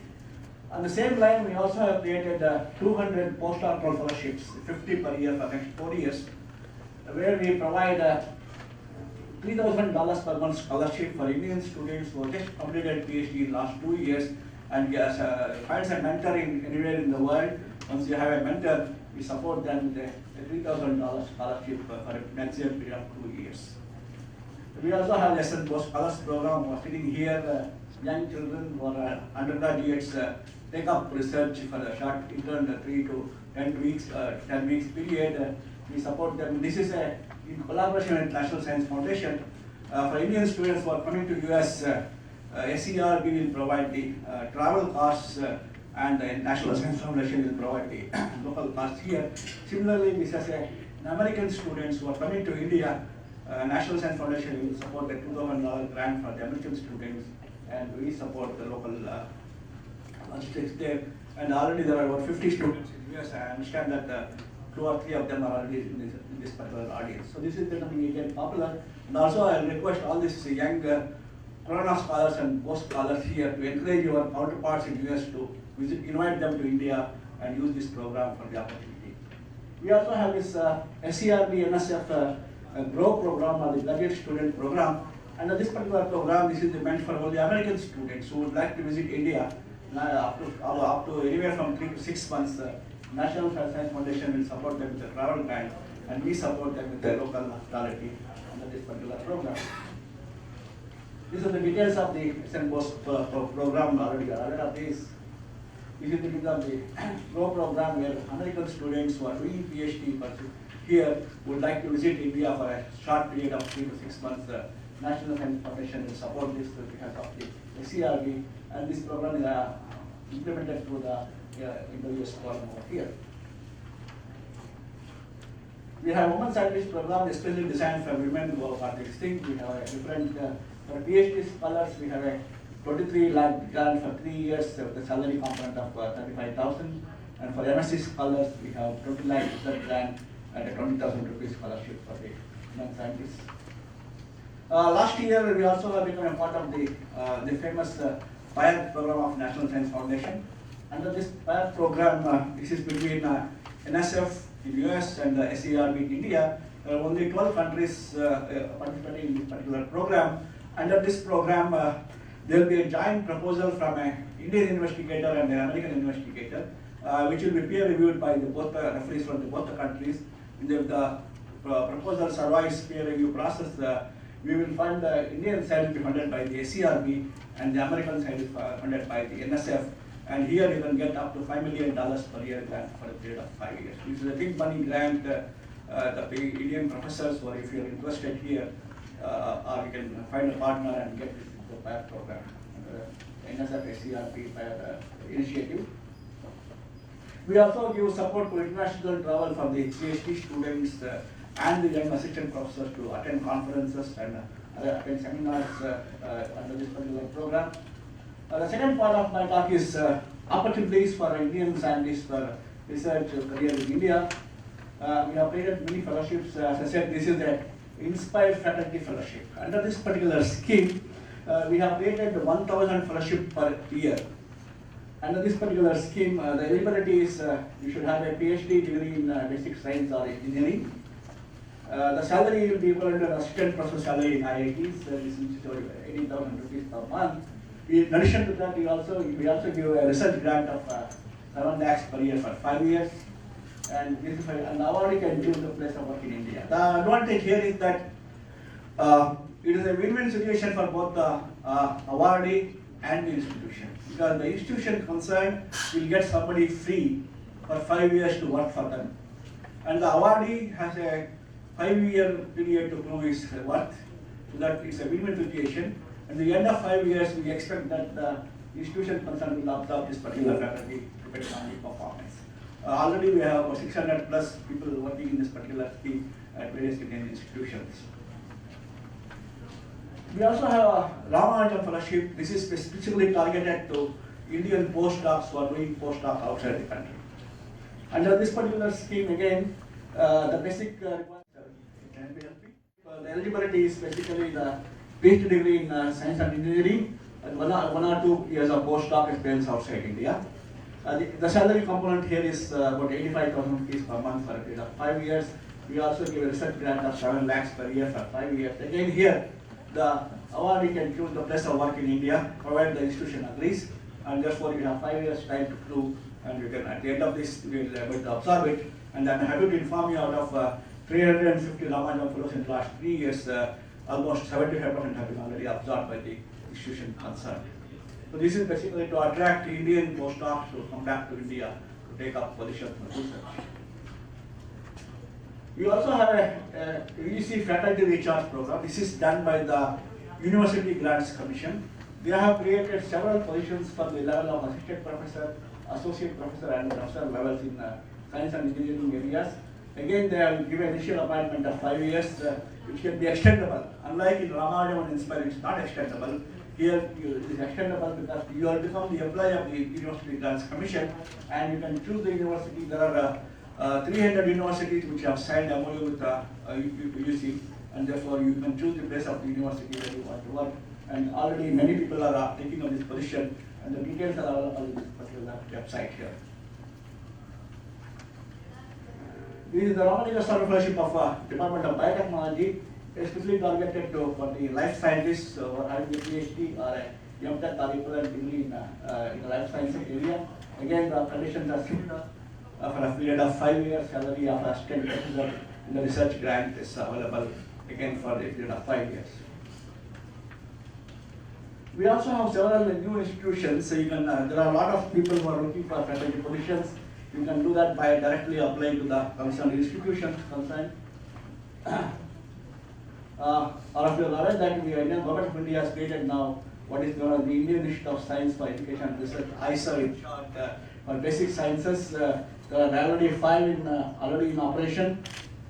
One in Trivandrum, one in Pune, one in Bhopal, one in Kolkata, one in Mohali. They have announced 2 more in one in Tirupati and one somewhere in Tamil Nadu. Therefore, all these people are looking for faculty positions in basic sciences and engineering. And I have to give the details. You can contact the directors concerned for these positions to be available. We also have the NICER, where I was heading the sometime back as a director. We have in Bhubaneswar. We have new IITs which are started in Bhubaneswar, Indore, Jodhpur, Mandi, and all of these people are looking for assistant professors in science and engineering. Please look at the websites available and then make your choice to come back if you are interested to come back. Again, Hyderabad, Patna, IIT Ropar, IIT Gandhinagar, and IIT Varanasi already in operation, and some more are in coming. Similarly, on the lines of AIMS, All-India Medical Sciences, the Government of India has created a few more, one in Bhubaneswar, one in Bhopal, one in Jodhpur, one in Patna, one in Raipur, one in Rishikesh. They are looking for medical doctors and life scientists over here for the faculty positions in the AIMS. We also have 15 new central universities at different places in every state, and these are the details available on this thing. My presentation is available with Asim. If somebody is interested, you can copy it. And these are the places where all of them are looking for young faculty members to take up positions of academic institutions. We have also ISER and NICER. They are recruiting at different levels: assistant professor, associate professor, professor, and even senior level, some depending on the experience and the sort of experience and publications. You can make application directly to the concerned directors here to get the job. And the future plans of Government of India has recently, they are planning to start 8 more IITs in states where I have no IIT present. Recently, they have announced one in Tirupati and one in Karnataka. 2 new IITs have been announced. Eventually, the government plans to have an IIT, an AIMS, and an IIM in all states of India. Therefore, a lot of opportunities are going to come up in the next 5 to 10 years. So, with this, I will stop my presentation, and then we have the details available. And if you have any questions after the presentations are over, I will be happy to answer. Thank you very much.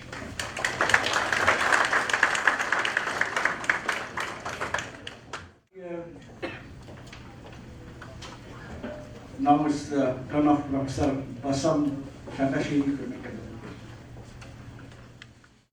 Chemical Society, Professor of Chemistry, and a renowned science educator in the US. Thank you very much. Can you hear me without the microphone? Yes? Is that good? I can walk around then. Yes, I do have the microphone if you want the microphone. I'll set the microphone aside here. I'm very, very happy to be here. I thank you for the opportunity and for the hospitality that is extended to all the presenters. And thank you for coming from overseas to be participating in a series of activities that have very, very good consequences. And I want to start. Where is Asim? Are you still here? Come back here, Asim. Don't go there. I want to start with him because I have something that's special for you. This is for you here because you continue to be a guiding light to all of us.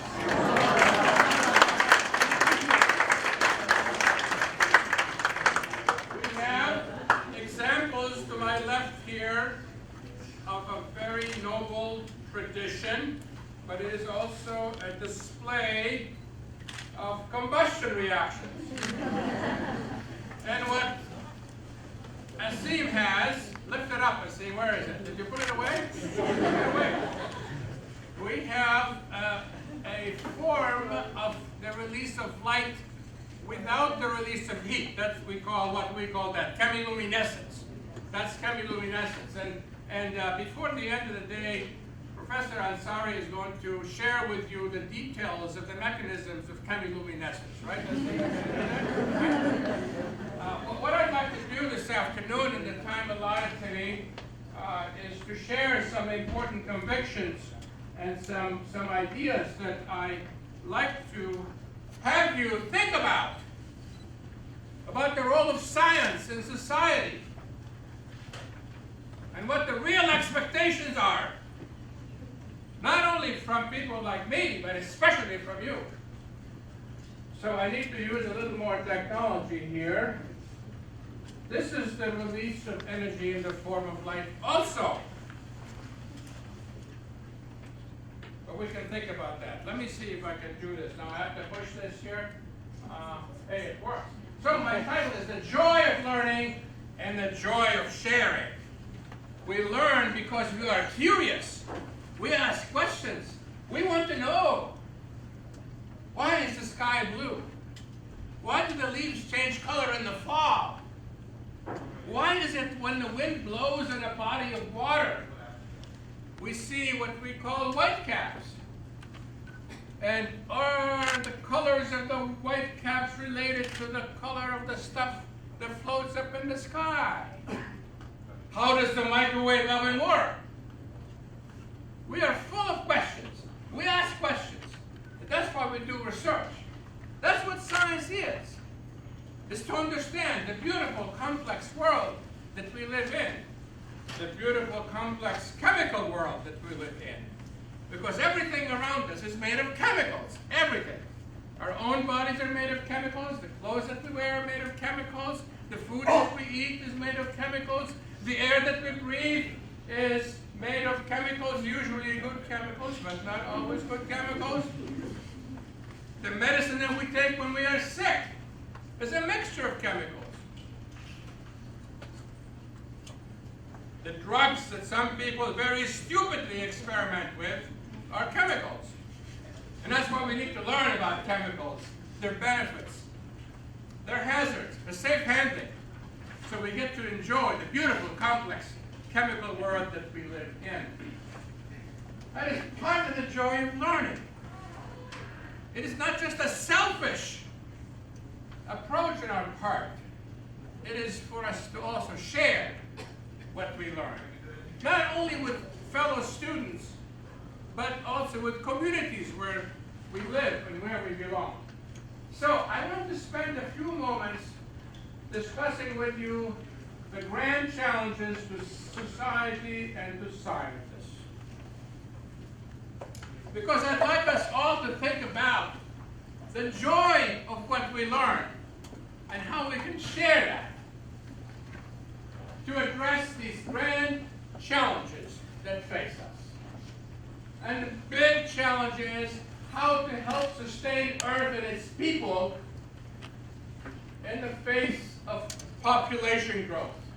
I ask you to think about what you were doing 4.5 days ago. Don't tell me what it is. I don't want to know what it is. Just use that as a time marker. 4.5 days ago. Because in the past 4.5 days, the net increase in the world's population has been 1 million people. You and I had nothing to do with it. That is the delta. That's the net increase in the world's population in the past 4.5 days. If you do the arithmetic, as I'm sure some of you are doing it right now, on an annual basis, that's about 80 million people is the net increase. And to put that number in perspective, it's the approximate population of Germany and the approximate population of Egypt. Two very different countries, not only in their culture, but in terms of the different dimensions that they interact with. So population growth is a grand global challenge. I submit to you that every entry you see on that slide has its solution in science. And it's the scientists who have to come forward with these solutions. But it is also the scientists who have to share what those findings are with a population that may not appreciate science the way we appreciate it. I'll get back to that point. Finite resources. What do you think I'm talking about? Finite resources of the rare earth elements that are in my phone here? That's not what I'm talking about. What am I talking about?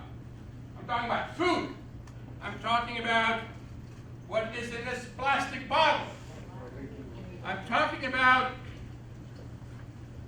very precious resources that are highly threatened. I am talking about how important it is for us in science and in technology and in society at large to understand that at this moment, at this very same moment, there are around the world 1.3 billion people who cannot do what I am about to do. And it's not their fault. It's not our fault either. It's not a matter of fault. It's a matter of being responsible in belonging to a society, to a human society, where science and advances in science know or have no geographic boundaries, but they benefit from the geographic location that the scientists live in. Malnutrition and obesity. I speak with authority about that. Obesity is part of malnutrition. You know that. There are 1 billion people around the globe who are overweight. There are more than that who cannot have access to food and they're starving. How can we as enlightened individuals and society, how can we tolerate that? I want to jump quickly to the bottom bullet that I have there. And because to me that is the most important one. And that is to help sustain Earth and its people in the face of the denial of basic human rights, especially the right to benefit from scientific and technological progress. That is really our challenge. And you know what? We know how to do it, but we're not doing it. And that's one of my expectations of you. That you think about the research that you engage in. You think about the technical advances that you will make, but also think about the role of science and technology in society.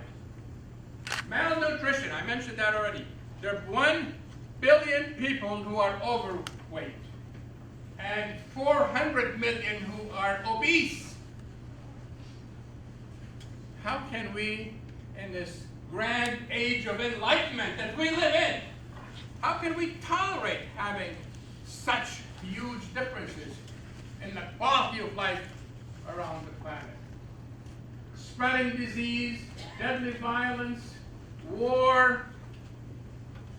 George Bernard Shaw said, among other things, the difference between us now and our ancestors in the Stone Age, the difference is the sophistication of the weapons. Why are the weapons more sophisticated now?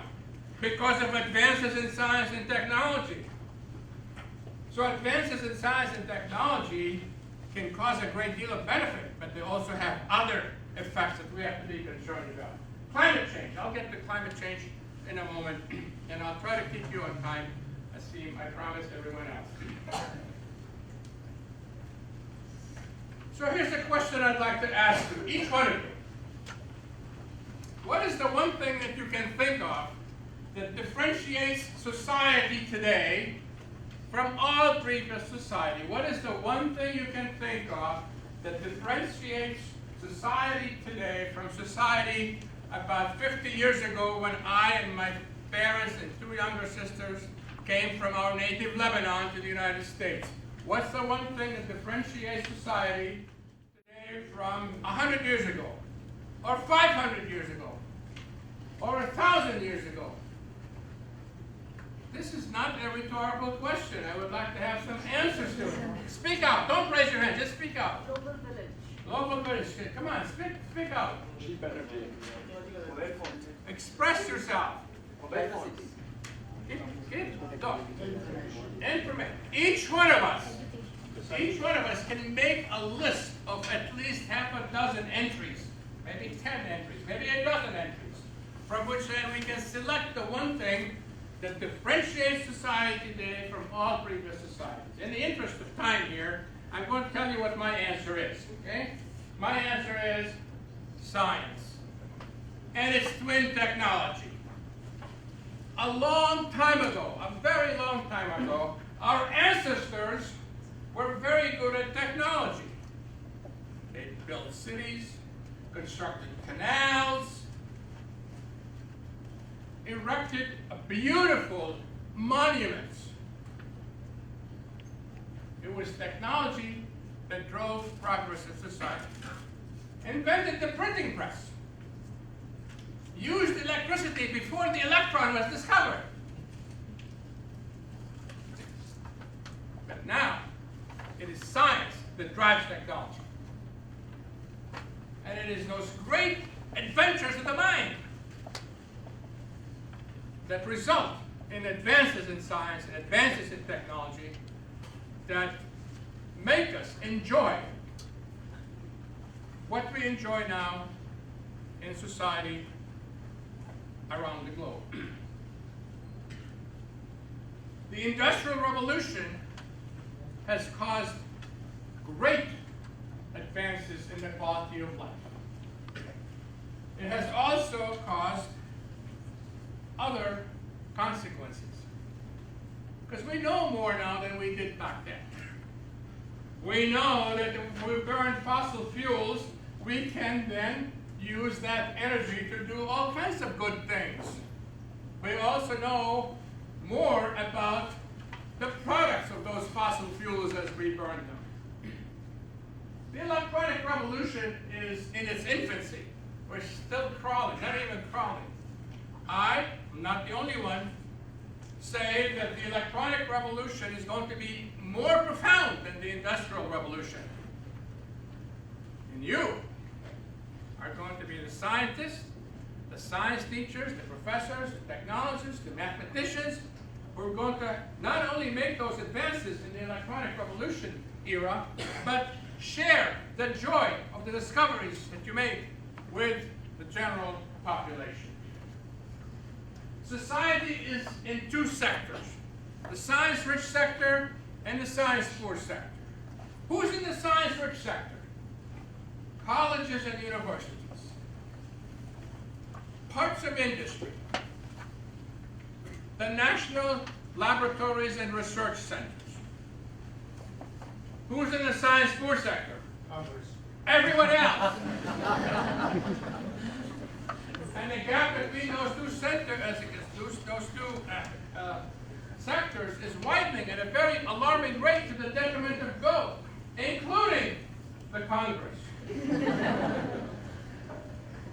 By the way, those people who are in the U.S. Congress, where did they go to school?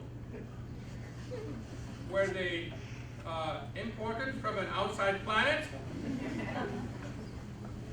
They went to school at our institutions.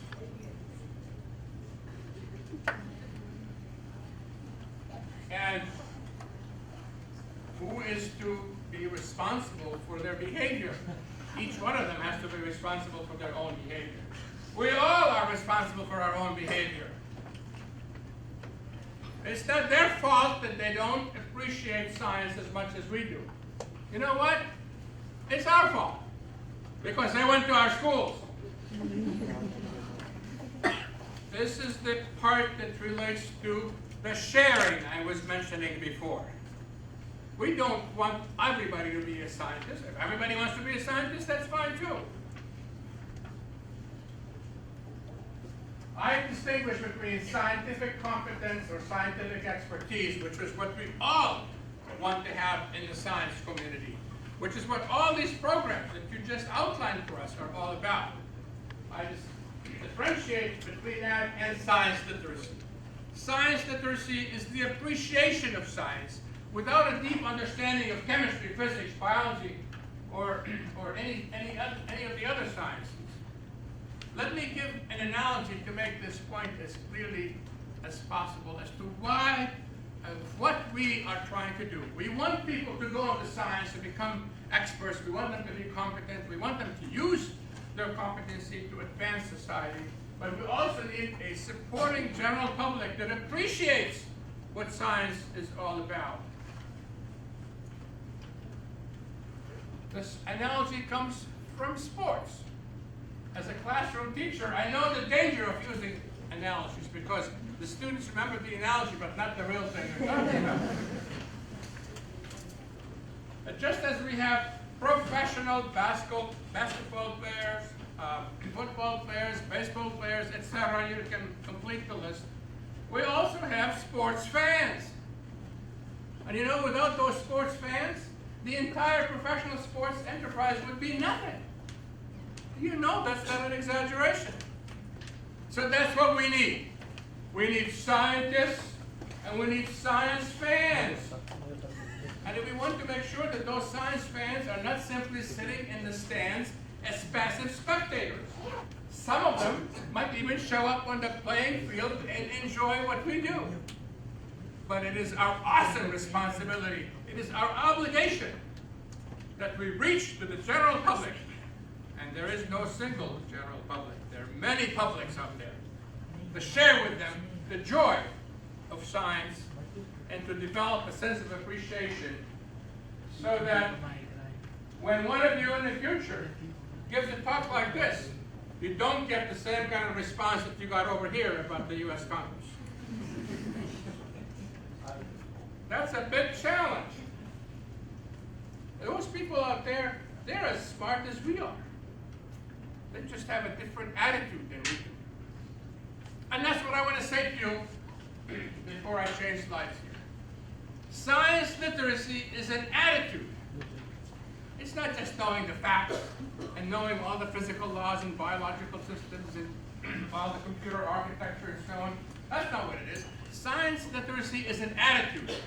It's like personal hygiene. You develop it, you live with it, you nurture it. Not just you and I, but the people out there. That's something I ask you from the bottom of my heart to think about very seriously when you're concentrating on the intricate details of the research projects that you're working on. And it's not that you want to explain the intricate details of the research project you're working on to somebody else. It is that you want to share the attitude that you have about science in general. So science literacy is for everyone. It's for chemists, artists, humanists, all professionals, general public, youth and adults alike. Have I left anybody else? Maybe I should add the U.S. Congress over there, right? Science is vital to democracy. Someone said this a lot better than I could ever say. Abraham Lincoln said, public sentiment is everything. With public sentiment, nothing can fail. Without it, nothing can succeed. We not only work with our elected officials in Washington, D.C., and our state capitals, in our governments around the world. What we have to do, what we must do, is to work hard, harder, with the people who elect them. That's what this is. And I submit that in everything we do as we interact with each other, and especially with the general public, we remember those three important human elements. The element of respect, the element of trust, and the element of confidence. You never want to sound, as I'm about to sound here, you never want to go someplace and say, I'm from the University of Wisconsin, I'm here to help you. More importantly, even if you don't sound that way, you don't want to be perceived at the receiving end as sounding that way. You have to develop skills to sufficiently and successfully communicate. The element of trust is important. Look, the governments around the world, they trust us in science. That's why they give us all this money that we're talking about here. And along with that comes a certain expectation. So the element of trust is very important. And of course we have to be confident about what we do, and we have to establish confidence at the receiving end in terms of the communication that we're going. So connectivity is important. We never ever want to have impedance problems when we communicate with the public at large. That's a very, very important part, and it's our responsibility to make sure that that is the case. So, talk to your family, talk to your friends, talk to your neighbors, talk to everyone in your community. And I don't mean the science community here, right? But include the science community too. Because now we live in an age not only of specialization, but subspecialization. And we're very good at talking to each other in the subspecialties. And we do a poor job talking to fellow scientists about what we're doing too. So we have, because of the great advances we've made in science, we have a daunting responsibility to improve the communications among ourselves, but especially to improve communication and sharing with people outside. So I come back to this just to remind you that the solutions to these grand challenges all relate to science and technology and to the development of an attitude among the public at large to appreciate science and to empower us to do what must be done to protect the integrity of the planet that we live on and to make sure that the survival of the human species and whatever else is on the planet is such that it has qualities associated with it. So, the grand challenges to society and to science. This is a quotation in quotation marks, and that's because I said it, not Abraham Lincoln said it. Science and society have what is essentially a social contract that enables great intellectual achievements, all these wonderful discoveries that we make that make us really feel good. With all the neurons firing properly, no misfires. Neuroscientists now and the neurosciences are so advanced, we're beginning to understand how the brain functions. What wonderful discoveries we're making about our own brains. And how does the brain understand itself? That's a challenge in itself, right? That enables great intellectual achievements that comes with mutual expectations of benefiting the human condition and protecting our planet. In a free and civil society, people must be virtuous as well as technically skilled. So you can develop all the technical skills that you want, and if you don't put them to good use, what good are they? They just make you feel better? No, they won't. The feeling better is greatly enhanced when we share. And I say here carefully, must be virtuous. Not talking about having core values only. Values are important. What I'm talking about is being virtuous. Gangs have values. Be virtuous in what you do as a scientist. We must assure that the next generation of scientists, that's you here, the majority of the people here, is both highly skilled technically and properly educated, not trained, educated. There's a difference between training and education. properly educated to carry on their scientific and educational work for the common good of society.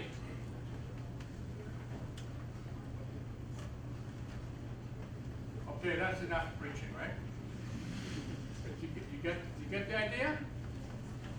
I'm speaking to you from the bottom of my heart because I have high expectations of you. I will not live long enough to see that they have been achieved, but you will. So you do. What happened here? I got censored, right? What was the slide before it? Well, I wanted to say something about science and religion. Science and religion are the two strongest forces we have in society, today and in the past. And some people say they're at odds with each other. I say they're not. They deal with different human domains, and they can work together to help advance the human condition. That's a very important thing that we should do. Is to, whoops, wow. Okay, I know how to do this now. There. Religion and science, two strongest forces in society. When we engage in conversations about science with people who are religious, we should be respectful, we should be trustworthy, and we should be confident that the dialogue continues. I use two examples from the example of evolution and, all right, you were having trouble before too, right? Yeah, that's okay. Evolution and climate change. So, in conversations about evolution, the element of respect is missing. I don't mean respect the other person's point of view. I mean respect the other person as a fellow human being. So we should treat people with respect the way we would like them to treat us. If between now and the time I die, which I hope is way into the future, I do not succeed in having an intelligent conversation with my neighbors about evolution, that would be a very disappointing and sad situation. If between now and the time I die, I do not succeed in having intelligent conversations with my neighbors about climate change, the consequences can be catastrophic to the believer and to the non-believer. That's why it's incumbent upon us to engage in conversations about climate change. So I picked this one slide here because as Steve and I live in Madison, and this plot shows the duration of the ice cover on Lake Mendota. It freezes in the wintertime. And it goes back from 1860 to the present time. And you can see, despite the fluctuations, you can see that the duration of the ice cover is getting shorter and shorter. The telltale of climate change are with us. There's no scientific denial of that. There's a lot of popular denial of that. And that's why we have to improve the communication that we go through. And what a wonderful opportunity when we discuss something like this is to share with others what science is. Why isn't it just a straight line? Why do we have these fluctuations up and down? You know, the data analysis that we go through, whether we do it by hand or through a computer, we know how to interpret data. We know how to sort out good data from bad data. But it's incumbent upon us to share with others what these numbers really mean. Here's another one. The globe is getting warmer. This is the temperature in Washington, D.C. from 1871 to 2012. Even if you're not concerned about up and down, you can see what the trend is. We use examples from many other places. In the United States, we have a very important and scenic glacier national park. That's a picture on the left taken in 1940, the picture taken in 2006. You know what? When you come visit the United States in the future and bring your children there and take them to National Glacier Park, there's not going to be any glaciers there. Carbon dioxide level is going up from the combustion process. Human activity is important. So here's a little quiz for you. Which gas is responsible for the largest fraction of the Earth's atmospheric greenhouse warming effect? Methane, ozone, water vapor, or carbon dioxide? Which gas? So we're going to take this quiz right now, okay? Which gas is responsible for the largest fraction of the Earth's atmospheric greenhouse warming effect? Don't be like many of the students in my class. When I ask questions sometimes, they give me a correct answer, but not to the question I asked. Right? So now focus on what the question is, right? All right, so how many of you think that the correct answer to this question is methane? Raise your hand if you think it's methane. How many think it's ozone? How many think it's water vapor? How many think it's carbon dioxide? How many don't care? The ones that don't care are the ones that really want to have a talk to after this, okay? The correct answer, you all know what the correct answer is. Water vapor. It's in the water cycle. We can't do anything about it. Answer the question that's being asked, right? Those of you who said CO2 were answering a different question, right? All right. So for that reason, I have for each one of you, as we finish here, a little card. It is the Climate Science Initiative from the American Chemical Society, and gives you a link to a place that you can go to and learn more about this. All right, so coming to the end here quickly, so we actually keep moving. There it is, the Climate Science Toolkit. It's on the card, so you don't have to write it down.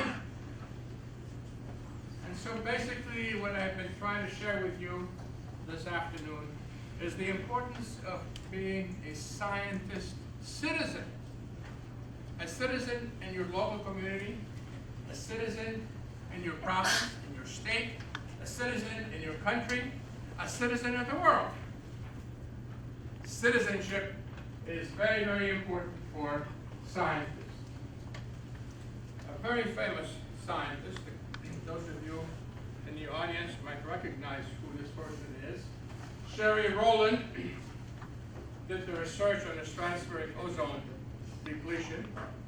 And he said, is it enough for a scientist simply to publish a paper?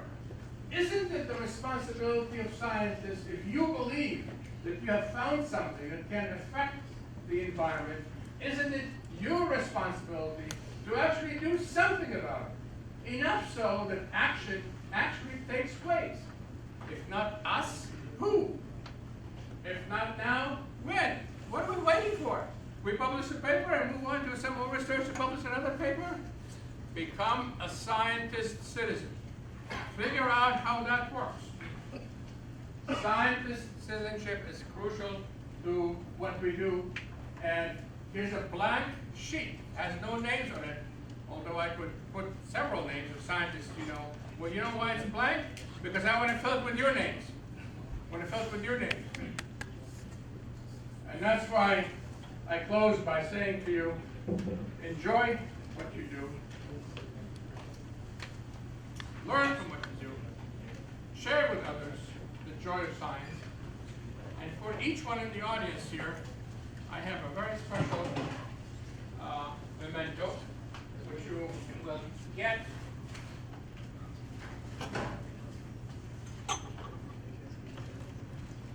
You know what it is now, right? Now you can see what it is, right? You know what these are? Science is fun button, right? All right? You're smiling. Why are you smiling? Are we making a connection? Is it a good connectivity? Are you going to use these for good connectivity? Yes.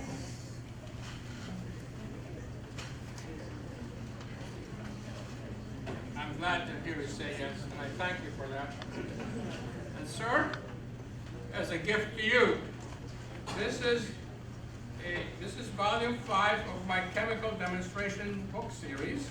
It deals with color, light, vision, and perception. And it's an honor for me to give you this.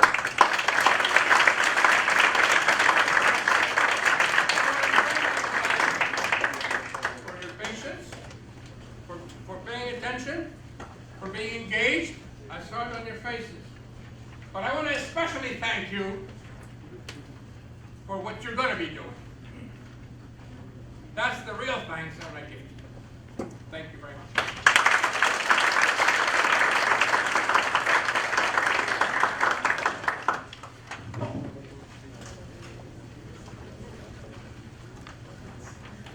Seek volunteers. Mr. Shabashi, for a very inspiring talk and making it clear that you don't need a microphone. I'll take a couple of minutes. We're running way out past our schedule, and our dignitaries have to actually leave. I'd like to play a message by Professor Vijay Raghavan, the Secretary of the Department of Biotechnology, who, along with Secretary Chandrasekhar here, have supported the Khorana and Bose programs. Dr. Vijay Raghavan specifically wanted to welcome you here. He couldn't meet you, he was here on Monday. CG had organized a very nice meeting for Life Science Technology in the Consulate. At that time, he recorded a message for you in case Skype failed, and in fact, Skype seems to have failed. And so we're going to play this. The sound might be a little problematic. We use this microphone, see if you can get it. But I just wanted to make sure that you at least saw him speaking, if you didn't hear him speaking. We'll have this on the web and we'll.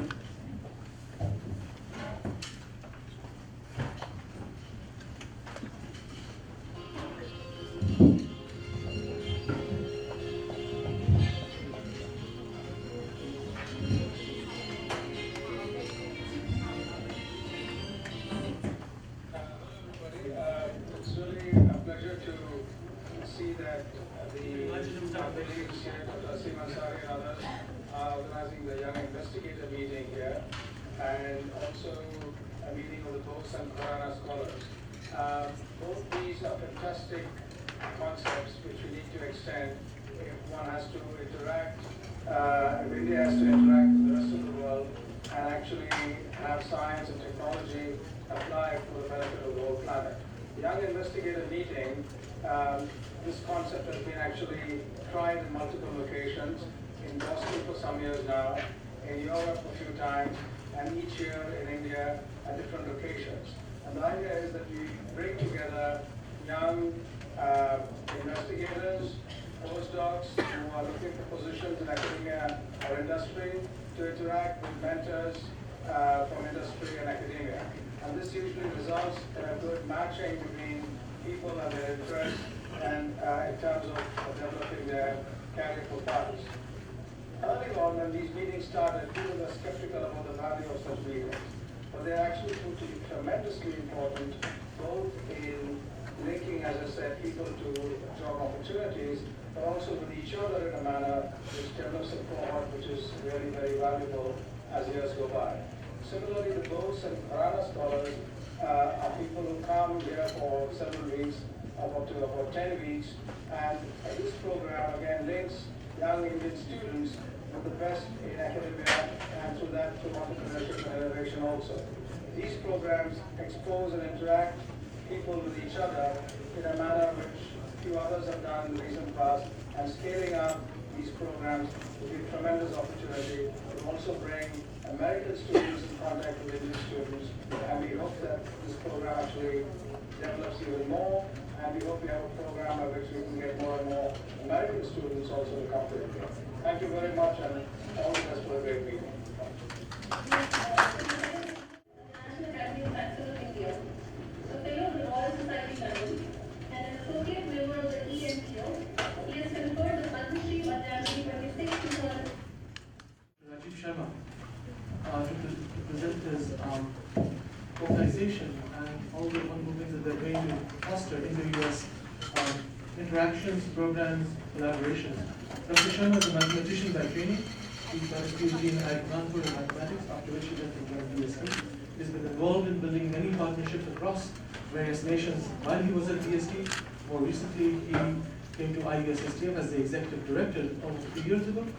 And it is under his watch that the Bose program finally came to life. We had been trying to do this for a long time. it was a union, a lining up of stars, if you will, one sitting there, one at IUSSTF, that brought the Bose program to life, and a couple other programs as well. You heard Professor TKC talk about overseas PhD scholarship.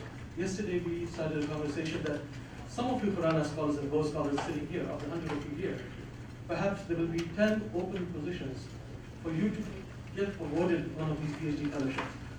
Apart from that, let me give the mic to Dr. Rajiv Sharma, so he can tell you about all the other exciting things that you do. Thank you, the Consulate General, to give us an opportunity. You get mingle with your peers there, the students there, the faculty members, and basically you absorb the whole system there, the house science. You will do science here, and then go back into those values. And that is our objective basically. So not only science, but science plus culture, both things are very important. So I am hoping that you will all learn from that. After that, I'll start the boring part again, the little bit of sales talk basically. So I hope that you will not sleep because after that, I'm sure the rest will be there. So let me start again. So this question always comes even a child when is there always asks who are you who are your parents? So those things actually we are also starting with that. So it's a forum was established in March 2000, and then President Clinton was visiting India, and that time we signed this agreement between the government of India and US, and that's how we came into picture And thing was that money is coming from government, but it was set up as an autonomous organization. It's a bilateral in nature, and again it's a not-for-profit society. Whatever money we get from various sources, we have to distribute it by the end of the year.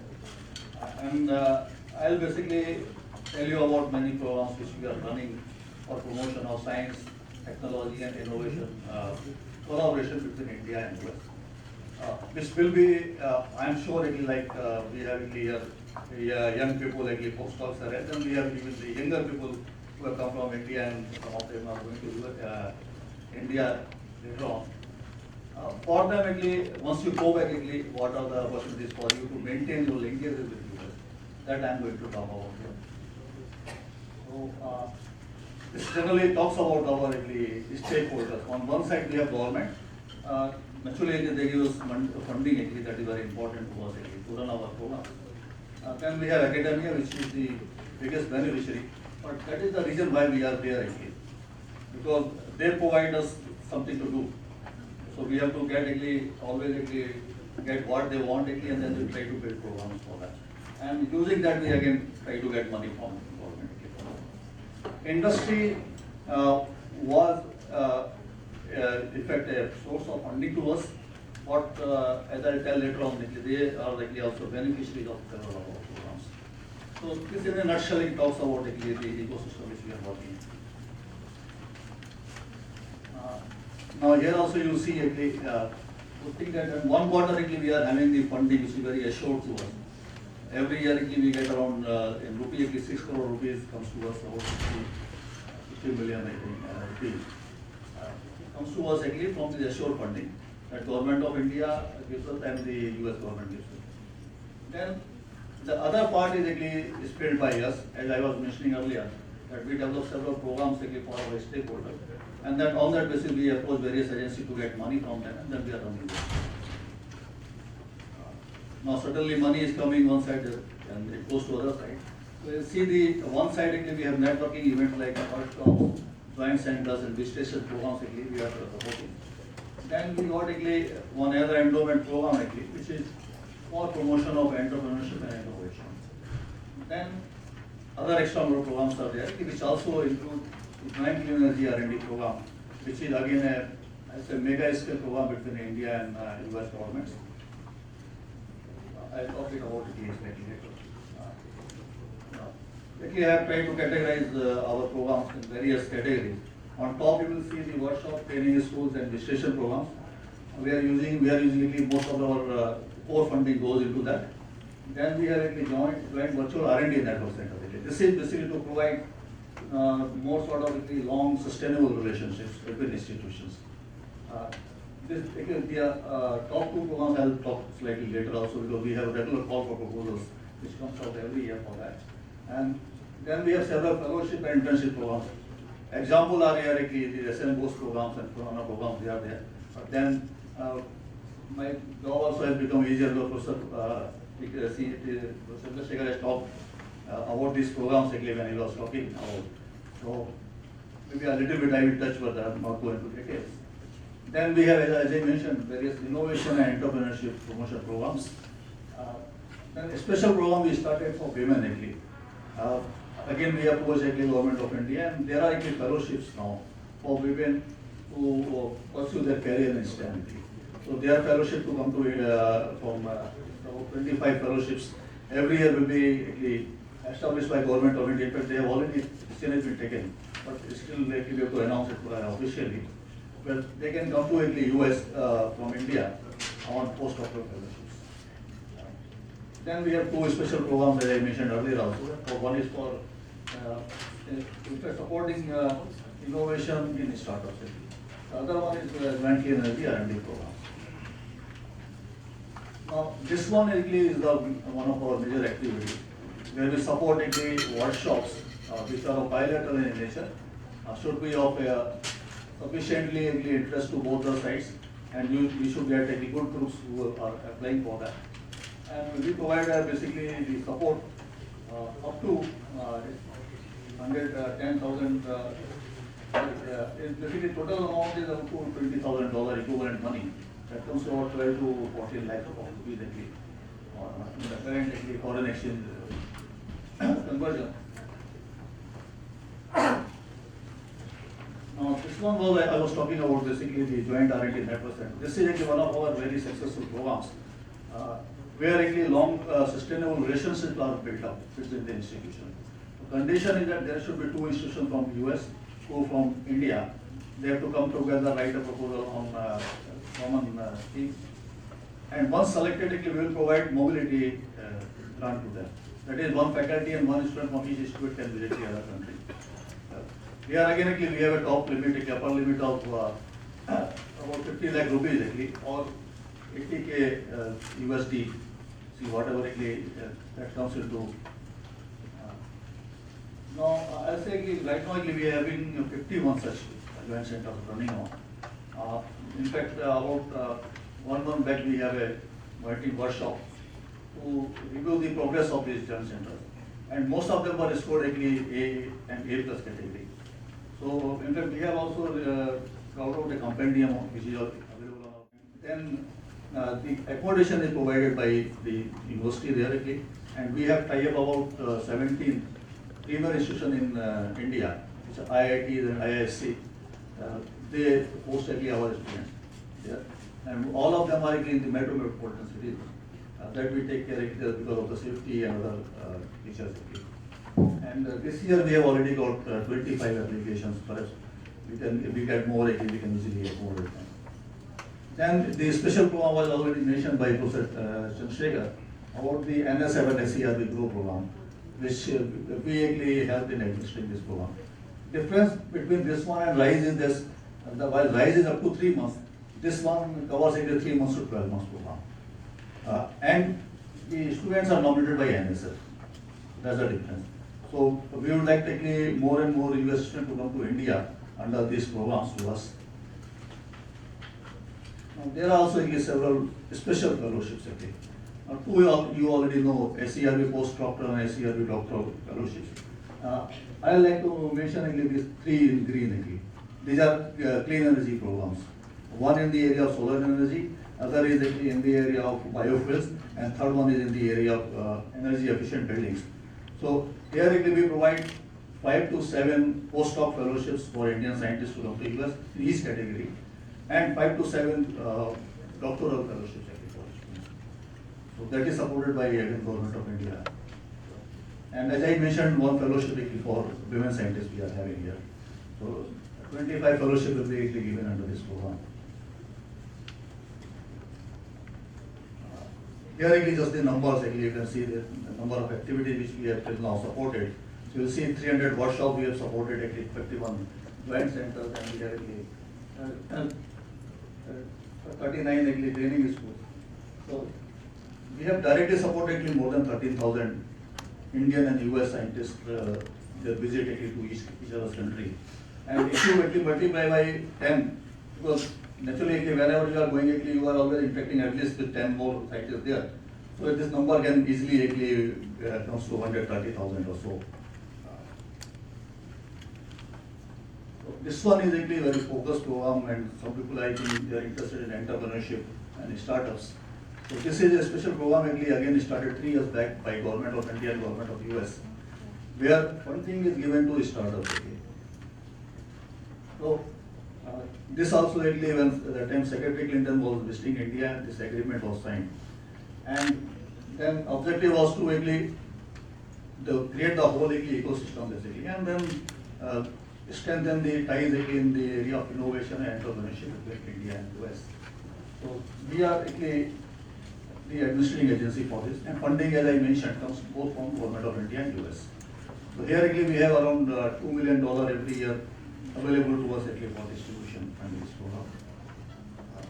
There are 2 areas actually, healthy individuals and the empowering citizens. So basically we will see wherever the technology can be used to help common people. That is covered actually. We don't go into pharmaceutical because it takes more time and more funding. We don't have that sort of funding available. But people who are interested actually, they can actually apply actually under one of these 2 areas.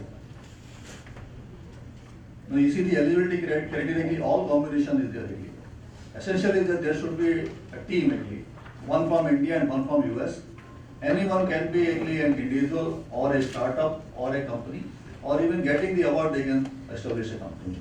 So there is no need to have a joint company there. Both can be separate entity. But at least one partner should be the entity that will take it to the market. So that is actually bottom line for that. And we provide actually a grant. It's a basically grant, it is not loan actually. It's a grant actually up to $400K equivalent money. This is the actually whole process we do actually. Every year we invite executive summaries actually. Then those executive summary goes through the joint review process actually. Because everywhere actually we should have a joint review in India and US. On that basis actually we come out with 20 proposals actually. Those 20 teams actually then again we invite for to submit a detailed business proposal. And again we go through the technical review and financial review, everything. Finally out of those 20 we support up to 5 or 6 acquisition projects every year. So till now actually we made a five calls and supported actually 300. In fact we received more than 3,000 expression of interest under this. And 15 have already been actually awarded, 5 are under due diligence process. Now for funding over 37 crore rupees has been already committed there actually. So this call is already open actually. In fact last week we announced actually during the SciCon convention in Silicon Valley. This program was announced, and last date is 15th July. So the people who are interested here actually, if they can find a partner in India, they can actually use. These are just the projects we have funded actually, just to give some idea to you. If you want to, not exactly the same area, but certainly you can actually change that, but it can provide some illustrative examples to you actually. So you can see all sort of things, the environment is covered, and the water is covered. You have actually prosthetics like Jaipur foot is there actually. Then we have for the sophistication of babies is there actually. And then affordable ventilation, affordable biometric devices are there.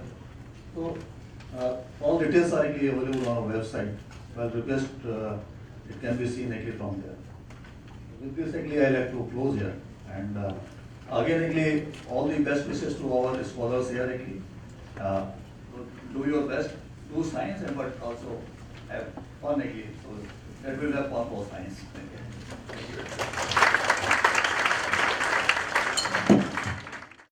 We've kept you sitting here for 2 hours. We should thank the speakers. We have to take a group picture.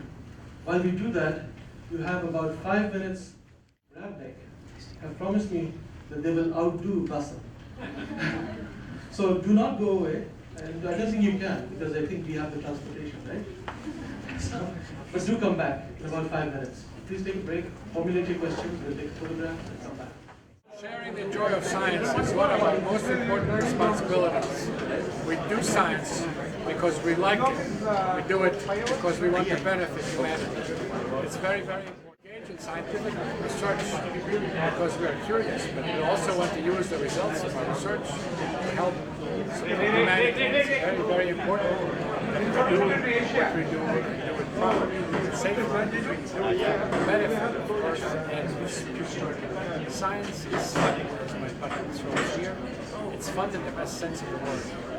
I'm not talking about cheap thrills, I'm talking about the joy of doing experiments and the ecstasy that we have when we discover something.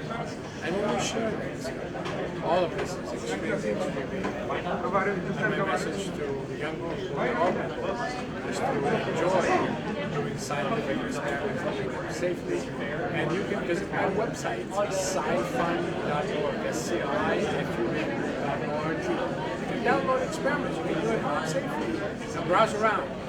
No matter what you do, remember, science is fun. I'm supposed to give a message of welcome and wonder for science. And what I want to say is that we heard earlier that science is fun, and that's absolutely true. Science is also serious. You can have serious science, you can have fun science, and you can have seriously fun science.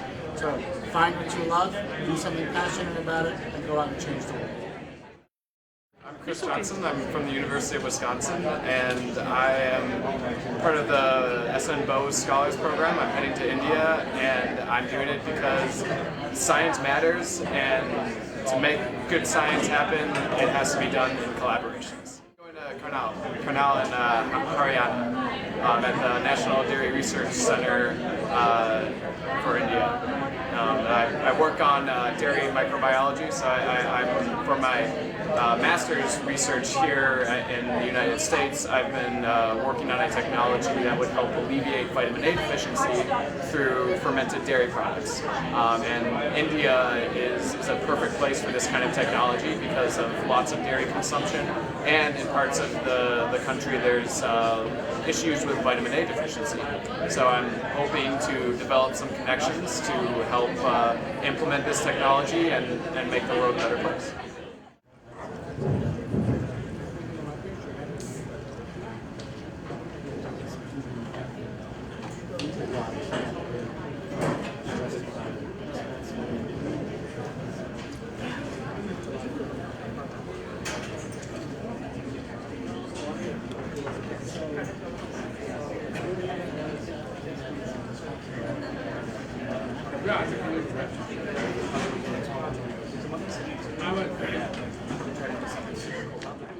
Suggested that I go see his website. This is the Tata Center at MIT. They're doing very interesting things. And the one thing that caught my eye is that it is socially conscious innovation. It takes into account the people that you're working with and the environment in which you're innovating. So I want you to learn more, so I invited him to this, and I think you'll enjoy hearing about what he has to say as well. All right, first question, can you hear me? Do I need a mic? Second question, do you feel better? Have you been fed? Yes. Have you voided your bladder successfully? Excellent. Come on, some of you are biologists, you can handle it. It's not offensive. I'm a design guy. So, welcome again, everybody. Thank you for the kind introduction. Thank you to my cousin, who was the one who introduced the two of us. My cousin is fantastic. He knows all the best drinking spots in Hyderabad, and he doesn't drink, so I have a designated driver whenever I leave. And I want to thank the staff from the consulate staff. Anybody? They all vanished? No, they're here. They are. Well, thank you for the lovely hospitality and staying with us the whole day. But I want to do demographics. It's something I have fun with, so Americans, hands up. There's a few Indians masquerading, Americans and Indians masquerading as each other. All right, good. Indians. Okay, there's a lot of you. Good, I can handle it. And first time in the U.S. All right, good, welcome. And let's try scientists. Righty. Engineers. We're outnumbered. That's not good. But we need you guys. We need those scientists because you create the science, and we create the technology that does something useful with that sign. So it is a gorgeous and beautiful partnership together. So, you've been welcomed, that's great. You know why Chicago is one of my most favorite cities in the US? Well, it's kind of unfortunate because in 1871, Mrs. O'Leary's cow kicked over a lantern and set the city on fire. Am I wrong? There are multiple opinions. Exactly. See, not only do we eat cows, but we also blame them for fires. Totally uncivilized people we are here. But the reality is, the city burned to the ground, or at least all the business district, all the exciting parts. And what they did is they rebuilt it. And in this rebirth of construction, they built the city on a grand scale. I'm based in Boston, I'm a New Englander. We've got hang-ups, we think we're English. We're not. But Chicago is a city built by Americans, it's built by people who think big. So if that can infect you a little bit today, you'll see it on your tour. The most dangerous thing in Chicago is a fire hydrant. Why? Because I'm walking around looking at this beautiful building. I don't see the fire hydrant in front of me. And that is street lamps. They don't go well. Anyhow, so what am I? I'm a half and half. Anybody know what that is? Excellent. My father left India. He left Vijayawada when he was 24 years old in 1961. He started grad school in the US, and then a couple of years later, he had to make a phone call to his parents to tell them he was marrying an Irish girl in the 60s. So, explosive reactions, both sides of the world. Anyhow, that's why I'm happy. Now, Ireland's richest man, who is it? Anybody know? Cyrus Mystery. His mom's Irish also. So that's the only thing the two of us have in common. Alright? My credit card does not have his limit. But anyhow, why am I here? Why am I excited? Why am I hyperactive? I drank too much coffee. But also, India is different. India is so different from my father's time. When he left, he really wasn't going back except as a visitor. But today, the diaspora is welcomed home by India. People like me, I've got an overseas citizen card. You know how that makes me feel? It makes me feel all warm and fuzzy inside. It's wonderful. And foreign investment is being encouraged. And Indian companies are global players. And they're buying up English companies. It makes me feel wonderful. Horace Steel, Jag, Land Rover, Tetley's, TV's, most English of brands, they're Indian. Irish Indians, fantastic. So I wear two hats at MIT. I have both my graduate degrees from MIT, then I kind of got stuck there. That's fine. I'm a researcher, I'm a lecturer in mechanical engineering. I work in medical devices. I'll mention a little bit about that if somebody reminds me. And I'm also the program manager for the Plaza Center for Technology and Design, which is focused on dealing with some of these grand problems that face India and actually many emerging economies. I'll say a little bit about that. But really, India's open for business. I'm excited to have the privilege of kind of being the first generation of Indian Americans who sees the potential to engage with India. Not just to visit our families or our grandparents, if you have any who go by, but really to go down deep, get involved. So, drawing from both my roles, what I want to share with you today is just a little perspective, my little bit, on how design and technology is an essential part for India's progress as a nation, as an economy. And if an outsider, frankly I probably am, is going to be of any help, it's going to be through sustained, deep engagement. So that's why I came up with my little slash bar title. It's engagement for India, but it's got to be in India. We can't sit in our ivory towers and think we can make changes in India. We'll just foul things up unless we spend time in India engaging. So, give me my favorite quote. One of them. Everybody speak French? Excellent. It's translated anyway, so it makes it easier. Vive! Ce n'est pas copier, c'est créer. So, I think that's why we're here today. We don't see the world as more of the same. We're here because we're interested in taking our talents. We don't want to become bean counters in cubicles. Anybody want to work in Infosys cubicle? Really? Really want to do that? But we want to start new companies. We want to be change agents in existing companies. We want to be superb researchers at global institutions, not just in India. We want to create solutions that have social impact. And by the way, social impact does not have to be divorced from profit. You can create good profit and do good. Desh Pandey. So anybody want to give me a definition of social entrepreneurship? Someone? One hand, I gotta have one. All right, yes. In the matching purple.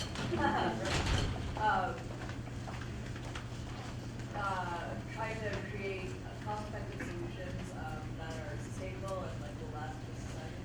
Exactly.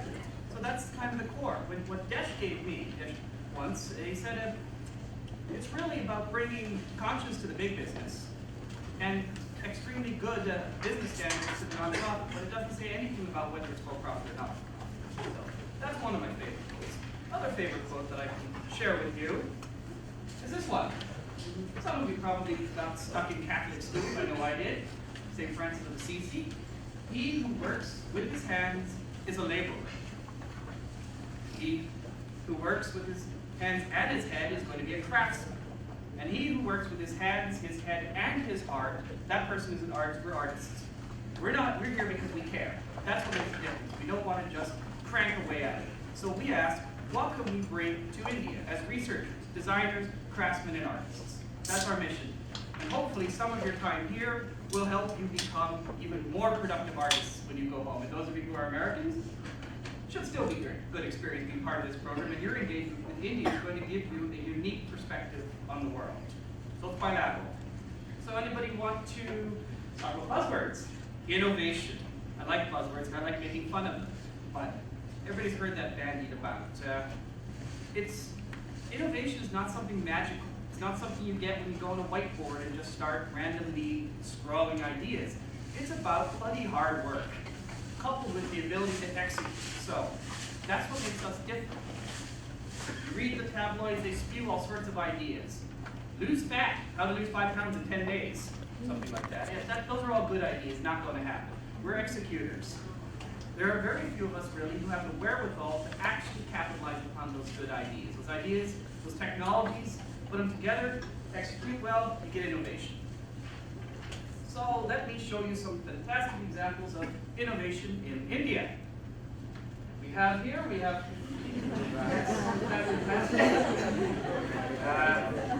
better. That is a safety hazard, highest order. Yeah, that's just scary. Let's try another one. I'm not actually sure what that is, but another one here. So I used one word on Google to find these images. You got it. You got it. One word. All this press recently. Maybe you've read the book, You Got Innovation, the Future of the World. Yeah, whatever. I have lived for 33 years with my father's approach to home maintenance, which I can only describe as Jagat. It's horrific. It's not good. Find things duct tape back together. We don't need more Jagat. We want to harness your talents, your creativity, and direct it towards forward progress. Now, for the people who celebrate Jagat, they're celebrating the wrong thing. What they should be celebrating is these incredibly creative, resourceful people who are creating these monstrosities, but that's not what they intend to do. Imagine what they could do with the right resources, with the right education. So find people, as you work around, as you do research, and you find Jagat innovators, these people are wise. Listen to the people, talk to them, find out their stories. They're going to teach you something. And find a way to educate them and give them opportunities to see what they can do. So let's talk about more dirty words. That's a nice one. Poor. Problems. Simple. Low cost and defeatured. These are all words I absolutely, positively detest. So I put them in a sentence. I see that the poor people of India have lots of problems. What they need is simple, low-cost solutions, and the way we're going to do it is through defeaturing. So how does that make you feel? Yeah, patronizing garbage, right? Let's try some new words. Alrighty, that's opportunity. From get opportunity. I don't care about low cost. I want to deliver value. That's what people want. They want value. They're not poor people. They're customers. Same thing I tell people in healthcare. Your person, they may be wearing a hospital jogging. Their butt may be visible. They're your customer. They're not just your patient. You've got to delight them. And even if you're a proctologist, you're not really going to delight them if you're a proctologist. But you can at least try to smile and be kind because they know what's coming next. And simple solutions, simple means not working. Sophisticated. Making something simple is not easy. And instead of removing features, let's talk about performance. So we see a large opportunity to create value for an underserved Indian customer segment that demands sophisticated, high-performance solutions. That's what we need to do. And as a colleague said to me, you gotta remember, just because you're poor doesn't mean you don't have a choice. So let's take the poor people of India and look upon them as customers. And that is a ginormous customer base. We've got about 684 million people who are considered deprived. Great to sell them stuff that they need. We just have to sell at a price that they can afford. There's not enough wealth up here. We can't just soak the rich and give it to the poor. That's called socialism. That doesn't actually work. There isn't enough wealth to go around. Creativity and innovation is how we tap that nice yellow box at the bottom. And frankly, the kind of orangey box now, the 71% who are aspiring. So, delve down a little bit. How do we do it? We do it by detailed understanding of what do the users actually need. Now, couple that with business sense. What's viable in the marketplace? You can't ignore the market. I have this absolutely wonderful gadget I made from India. How are you going to sell it? We'll give it away. NGOs, charities. That's not sustainable. You heard that word earlier today, right? Sustainable solutions. You got it too. And then technology, that's where we come in. This is our biggest contribution. We can create this technology. And then we can kind of cuddle up with the business majors, and together we can deal with the users. Drop down a little bit in detail. A friend of mine said, you must understand much complexity to arrive at simplicity. So it's actually a design process. This is what I teach. This is my bread and butter. You got to understand your customers, their needs. Translate those needs into specific requirements for whatever science, whatever project, whatever engineering technology you're working on. Then, specifications. If you say low cost, I ask you how low. Give me a number. Then, let's flesh it out, develop some strategies. Design. Hit the labs. Brew the stuff in the test tubes. We've got people who are collecting garbage around MIT's campus, and they're running it through their bioreactors, converting it to lactic acid. And they're excited. I mean, I have never seen MIT students so excited about kitchen waste. But they're doing the research. They're in the labs, they're actually testing it out. Prototype, they're doing, analyze your results, and then go back and do it again, because there's some feedback loops here, right? You can't just feed forward and deploy and expect it to work.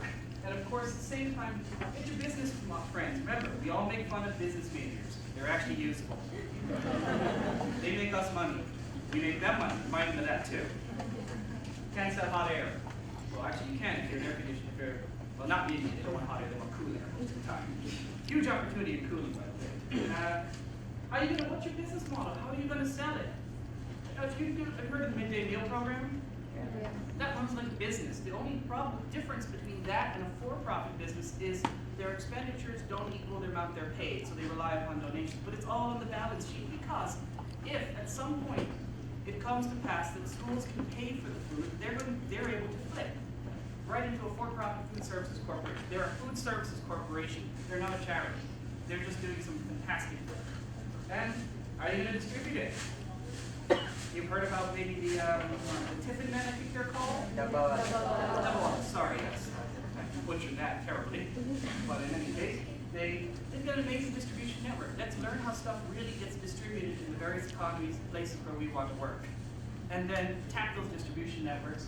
And then here's a big service. So I'm in a hospital in India, and they told me, we really like to buy the US brands of ventilators because we know they come with a good warranty, we know they're well engineered, but you know something? When they break, some dude shows up and he starts moving parts around. Well, that's very fine here, because we have excess capacity in most of our medical facilities. You can ship those, you can tell me if I'm wrong, but I'm being broad about it. You can ship a ventilator back for factory servicing. You can't do that in India because the clinic may have 4. You've just left that clinic without a ventilator, and they have to figure out which patient needs ventilation less. So we need innovative models to service these needs. We need people to show up. We need to maybe swap the whole unit out, bring a new one, change it, but no downtime. So in fact, we need to be more aggressive, more innovative in order to tap the resource-constrained markets. And so what's our mission at the Tata Center at MIT? I give you a little bit of PR. Not because I want to sell MIT, but it's, I think what we're doing is kind of cool, and you can do something similar, just to share the idea. But we want to create technology, design solutions that are sustainable, and we want at the same time develop a deep expertise in how do we deliver quality of life improvements in communities where they don't have as much resources as we have here. I think we all know there's no possible way we if every Indian could consume as much energy as the average American consumes, that the world would just melt down, go to a carbon cloud. It's your business. You can tell me what will actually happen, but it won't be pretty. Can't do it. It's not sustainable globally. We have to come up with these solutions. That's a mandate, whether you are planning your whole career in the U.S. or you're going to go home to India, or you're going to do like my dad, marry an Archibald and stay in the U.S. We're focusing all over India, and we're branching out. We actually have people this week in Rwanda. We're backed by the Tata Trust. Thank you very much. They're a wonderful philanthropic organization, and they have really kind of signed on to this grand experiment where we ask a little question: is how can we at MIT really deploy our deep technological prowess to take on really cool, deep, difficult, intriguing challenges? We're graduate level. Something I'm super proud of is we managed to get 40% female students. It just kind of happened. It turns out that when you give people crusty, boring engineering problems, you seem to get less women. When you can connect that problem to real life in a meaningful way, instantaneously, women with common sense realize this is a great profession for them to be part of. Who would have thought? 40 plus projects, so we get a bunch of postdocs. So any of you who are postdocs, postdocs here? You guys are special.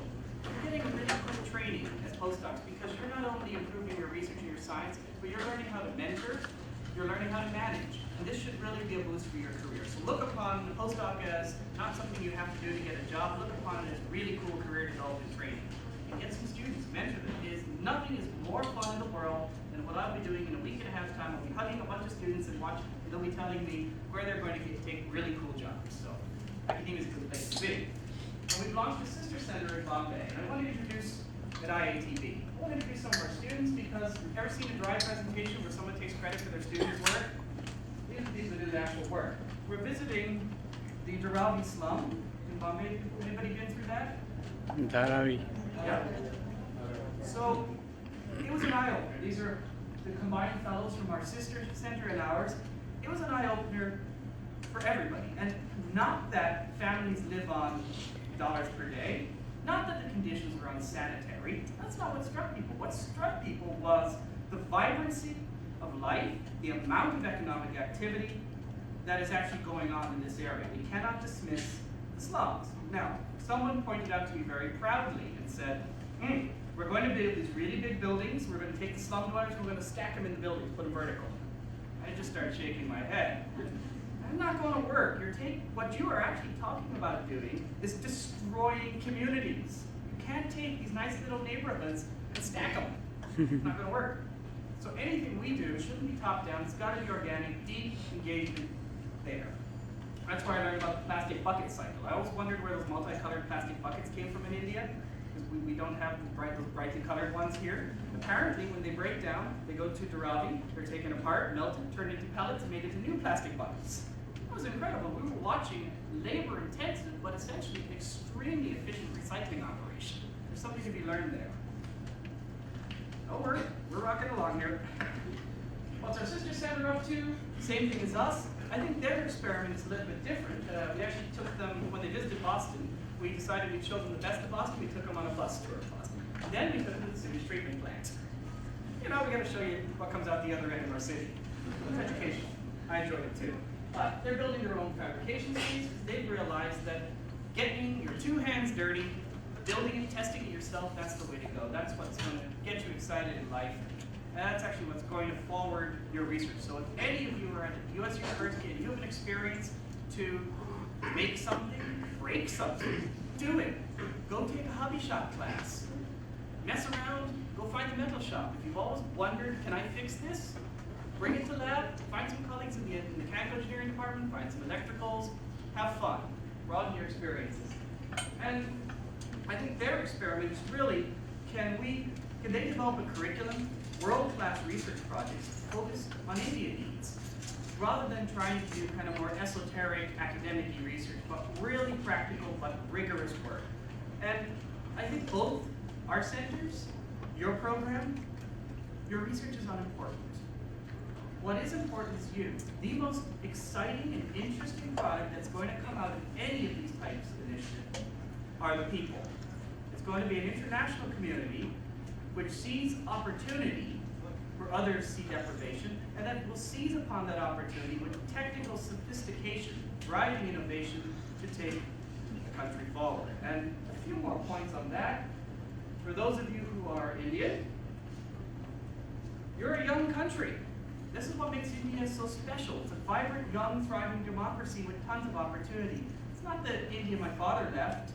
The average age is 27 years, and there's 600 million people at 27 years, so it's growing. That's you guys. What's one thing you can do? I want to suggest to you that there's another path in life. You can go into academia, you can go into corporate.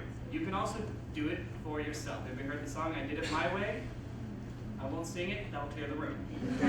But according to the World Bank study, South Asia needs somewhere in the area of 1 to 1.2 million jobs per month for the next 20 years.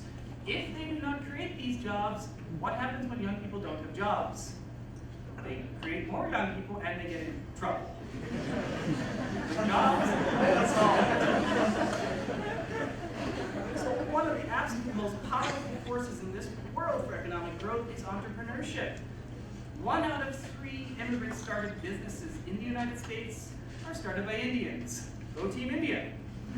That can be done in India too. Reality is startups. If you look at this graph, these are jobs created by startups.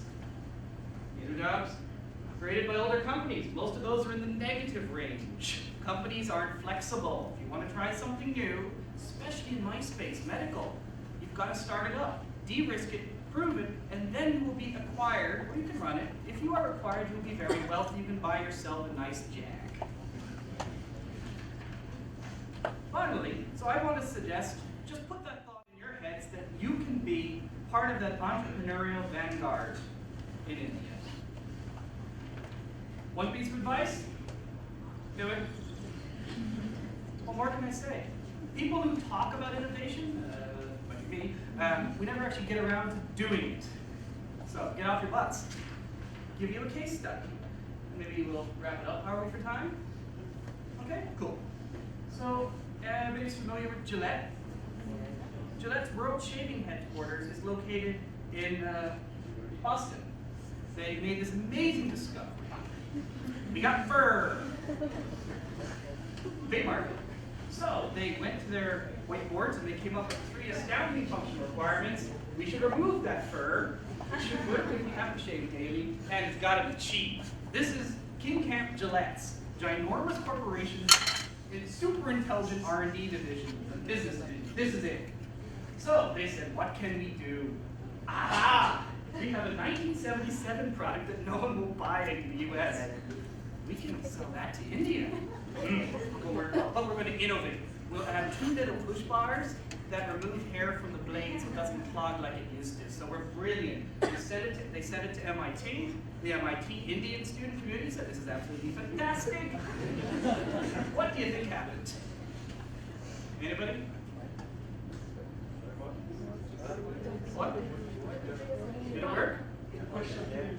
What happened next when they sent it to India? Yep, who got it? Yeah, massive failure. Why?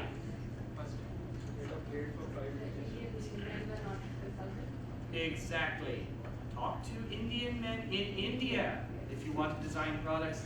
The razor won't clear unless you have running water. So that whole bottom of the pyramid that has the cup of water, not going to fly. So they sent a 20-person team to India. 1,000 people were observed for 3,000 hours shaving. Can you imagine how boring that is?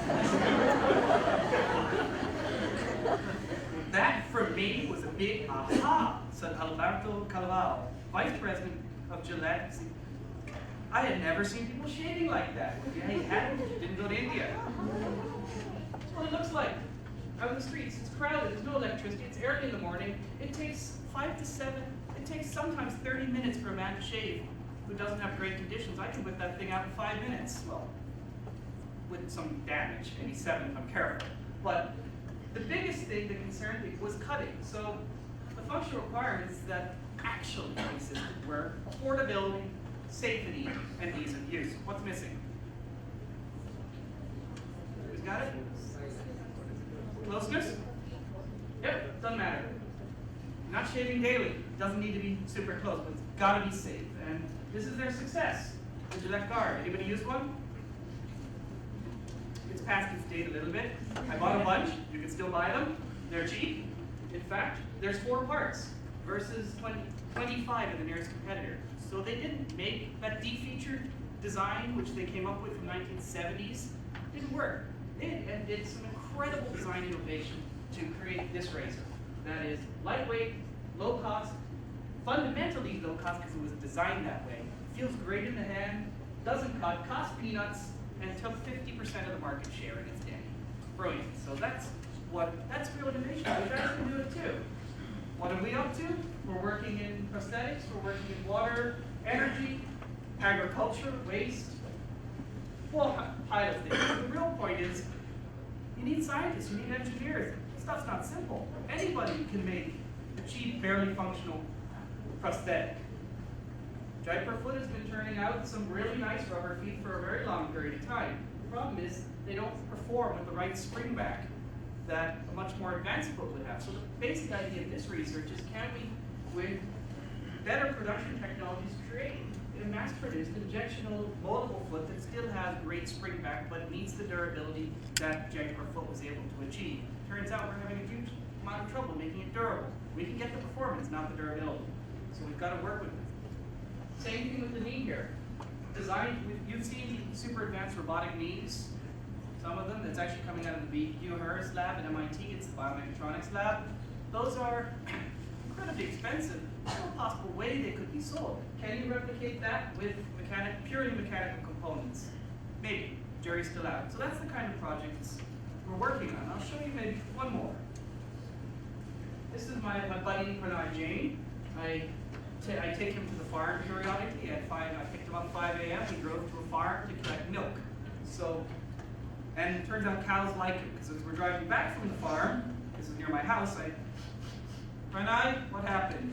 I scratched them on the nose and they all licked me. Those cats. But in any case, his project began really as an adulteration sensor in milk. Turns out adulterated milk is a problem. Anybody have challenges with that? One of my friends in Bombay complains his baby can't make yogurt out of his current milk supply and his baby fills the diaper really quickly. But it turns out that the problem with adulterated milk is biggest in the informal sector, and frankly the problem with the insect sector is informal. That's why it's getting adulterated. You can't sense your way out of that problem. So he changed projects. He engaged with Amul. He engaged with the National Dairy Board, and he realized that the real key is to bring the milk quality testing down to the level of the individual farmer. Here, that's a half of a tanker truck. In India, that's one farm's output. Can we sense that with a very, very quick to use, cost-effective instrument on the fly? Yes, he can. He's using alternative methods. It's an order of magnitude less expensive than spectroscopy and probably half as good. But it's good enough. And what he just discovered is a wonderful opportunity for reverse innovation. Because if you can sense on the level of this, you can also sense on the level of the individual cow. Imagine a big factory farm anywhere in Western Europe or in the US where as each cow robotically is robo-milked. I think the only thing they don't do robotically is engage the teats, but I'm not sure. I think robots can do that now. But sensing that cow's flow. So when you create a really cool, cost-effective solution for a challenge where the resources are tight, you may have created a really cool, cost-effective solution for a slightly different problem here. And think about online cow milk. Each and every cow gets a health report. So that's the last project which I wanted to show you is basically agricultural pumps. Everybody's heard solar-powered irrigation. That's going to solve these problems. All right, well, 1-acre farmers can't afford the diesel pumps. Irrigation is essential for these people. And nobody's actually optimized a solar pump. So what happens is the pumps are too big for the job, for these little, small 1-acre farms. The power controller gets bigger, the panels get bigger, everything gets oversized. So it's not a case of buying panels and pumps and power controllers, throwing them to people. Turns out it was a complete ground-up pump redesign where you optimized the fluid dynamics. That was the key to getting this pump down to an affordable level that can still provide, and has 35% efficiency versus 17 that's typical. So I'll sum you up, sum it up here, probably over time, people will start throwing stuff momentarily. What are the lessons I've learned? I've learned that India represents a vast customer base. It does need low cost per use, but that must not come at a price. It must be high performance. Those solutions are tailored for the users. And they have to be durable and easy to maintain. And lastly, I'm really excited about this. You've heard about it? Yeah. This could change some of your futures. And I think there's a hole. I think there's a flaw. Because the goal of Make in India should not be to compete with China and other East Asian countries. Not solely. That's not sustainable. That's initial. What it really just must be about is building the infrastructure for innovation and quality production that will serve firstly the customers in India and then secondly the customers globally. So you have put up with me. My piece of wisdom that I learned at MIT that I think should apply to all of us is that the world's most dangerous phrase is, "It's not possible." You ever bumped into a bureaucrat? Oh no, that's not possible. Yes, it is. We're here to make it possible. So I hope that you really make the most of your time here. You improve your research skills, obviously. I want you to grow personally. I want you to discover that food without spice does actually have a taste. It's subtle.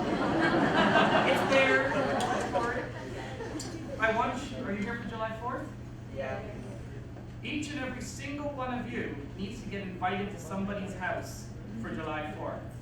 All right, it's not going to compete with the Kite Festival in Verona and the fireworks, with the complete and utter lack of safety and fun. There'll be a lot more alcohol involved. Regardless, go home, have fun. We're pretty welcoming, aren't we? We're not scary, we're just loud. And how much will you remember from what I say? Turns out, I don't care. The reason I came today is I want to meet you, so the privilege is mine. Thank you.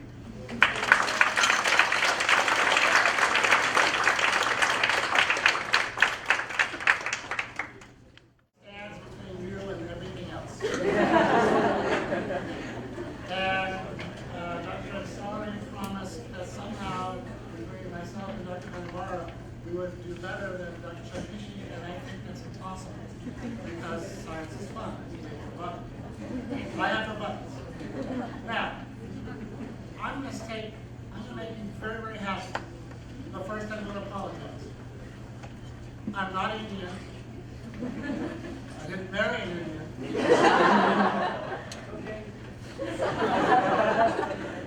And I'm not a chemist. That would make you very, very happy. I have no slides.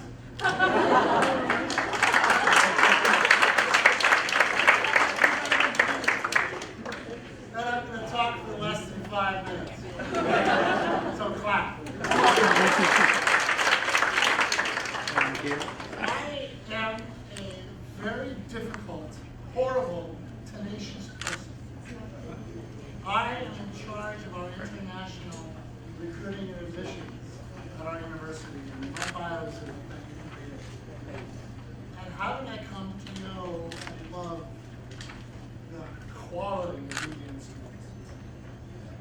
Every year, we get a lot of applications from students from India, and every year, we scratch our heads thinking, how the heck are we going to figure out who's a good student?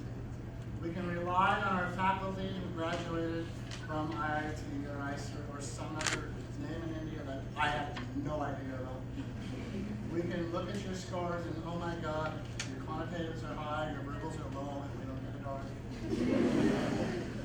And then I started hearing this crazy name, Khorana. That sounded like a curry in London. I'm going to have a Khorana curry. No, I'm going to have a Khorana scholar. And I said, okay, fine. If somebody added their name to a fellowship and made it special, we do that all the time. Oh, that's going to make you feel special because you got a Ravnik fellowship.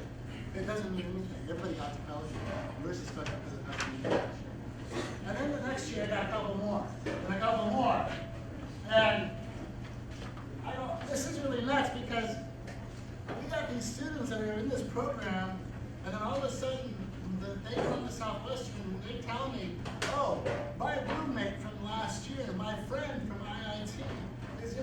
program this year, can they come and talk to you? Can I invite them to Dallas? And so I get on the website and I find this fellow, I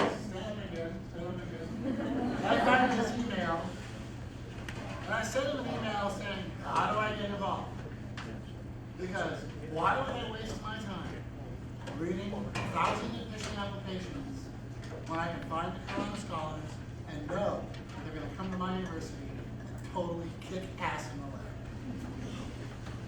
So that's why I'm here, because all the opportunities you've been talking about, I'm telling you now that in the United States, our graduate programs are paying attention to you. So how many of you have heard of UT Southwestern? Exactly. How the heck did you do that? You're from India, for God's sake. You see it on the web. You heard about it because there's a friend of yours at Southwestern. Is that correct? Or you're going to hear about it, or you're going to find out that network. The Khorana network is growing thanks to this gentleman, the other people you heard from. So that's why I want to tell you, this is important. You guys are part of something special. Take advantage of it. We know what's going on, and we're paying attention. We want to have you on our institutions. All right, I'm going to leave the postdocs for now. So, Khorana and Bose people, how many of you are going to go to graduate school? Okay, keep the hands up, keep the hands up. How many are going to, if you are not going to go to graduate school in the United States, put your hand down. Look at the numbers, people, faculty. These are the people coming to our institutions. If that means that you're going to want to go to graduate school in the United States because you're going to get that education and then possibly take it back to India, that's fabulous, wonderful, right? You know, the director said there's only 10 or so of these fellowships. So that means that you have to really, really do well this summer to show that some of you are getting the fellowship and some of you are going to not get that, but you still want to come to my university or to his university or to whatever university. So, take advantage. The research is 100% true. That's not important what you do this summer. It's important who you become. Scientists who just go for science are doing nothing, because what happens if you don't do anything with your science? Who knows about it? Nobody. Your science is meaningless unless you then take the science out to the world. Do science, communicate science, and then turn us all on by coming to our universities or going back to India and going to those great universities and having a great time. I'm honored to be here. I love meeting everybody. I'll hang around. Thank you for the staff with the Khorana Scholars. Thank you for the staff at Consulate. And I'll shut up now.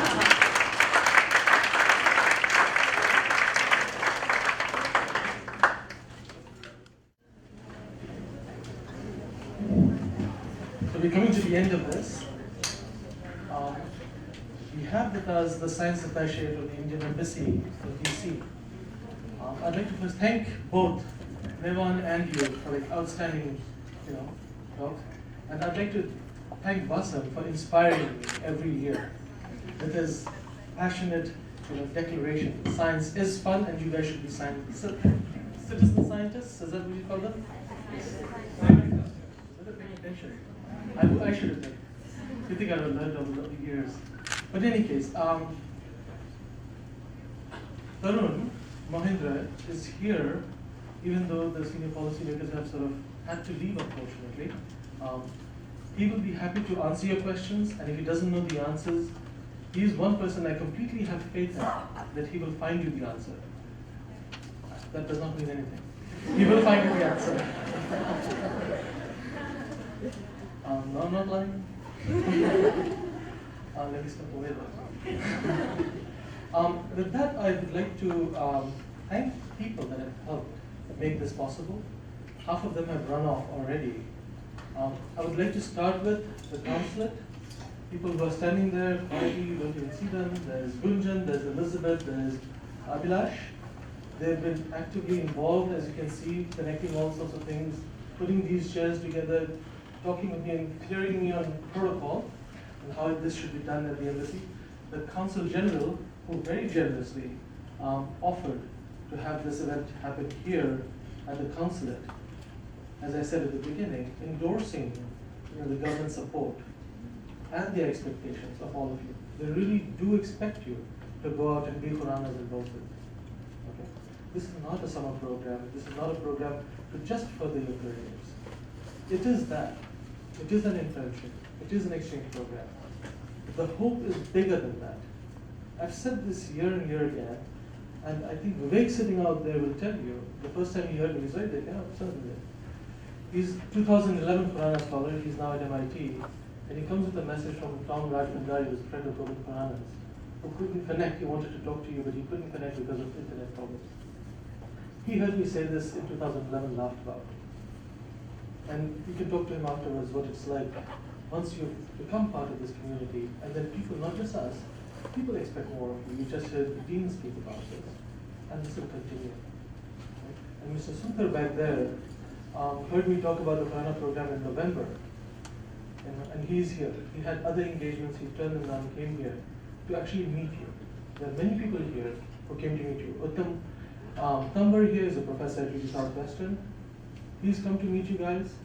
There are people from UIUC, Carolyn Ewing over there, Martin Rouse, who despite all sorts of state problems, has really spearheaded connecting UW and the Khorana, keeping the connection going between UW and, so he's UW and Khorana and Bose programs. So he's bending a lot of rules, trying to work creatively to try and see how within state constraints, budget constraints, we can still have international students come to Wisconsin, even though there is no money coming in with you to support that program. And I'm trying to find Parmesh. There's Parmesh over there. Parmesh Ramanathan has been, yeah, there he is. The former chair, when he was 5 years younger than me, he was the chair of electrical computer engineering at UW Wisconsin, consulting Microsoft and all that. And then he decided he wanted to learn a little bit about biology. Now when he sits and talks to biologists, they think he's a biologist. So he's building networks, he's using his intuition about electrical engineering and network design, IC design, in creating genetic networks. And we share a Khorana scholar from 2008, one of the best Khorana scholars we've had, Devesh Gunsaria. He wrote Eastwood first every year, and very humble fellow, if you were to ever meet him, outstanding intellect. And it's been a pleasure to collaborate. He speaks both his language and mine. So this is the sort of thing that we expect from all of you. So with that, I should also thank the funding agencies.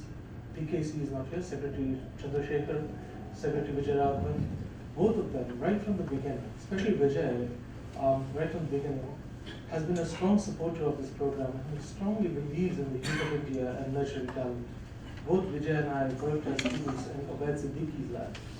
Obaid Siddiqui was a scientist who helped discover nonsense-mediated suppression. Those of you are biologists might have read this in textbooks. He actually did this as a postdoc.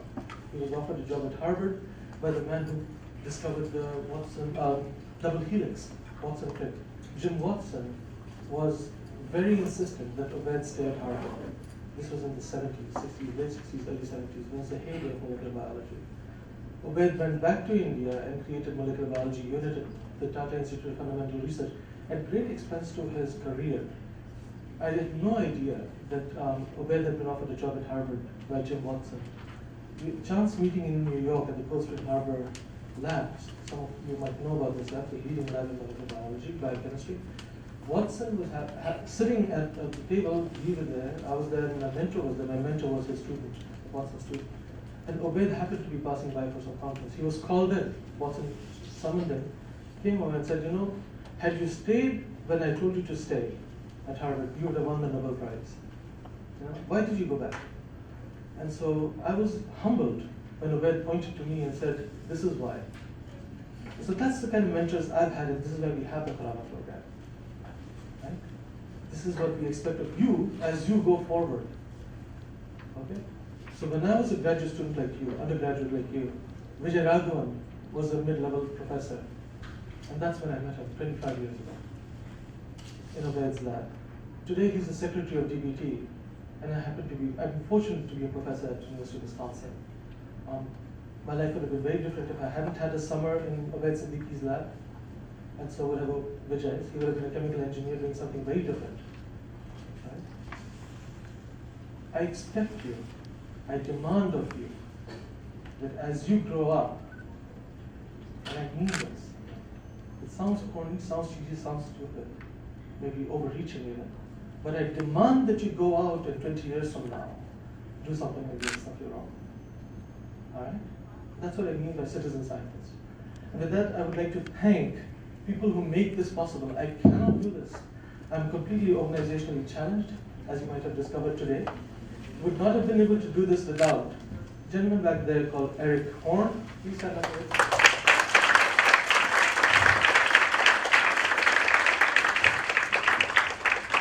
My forgiving wife, Navida, who does this voluntarily.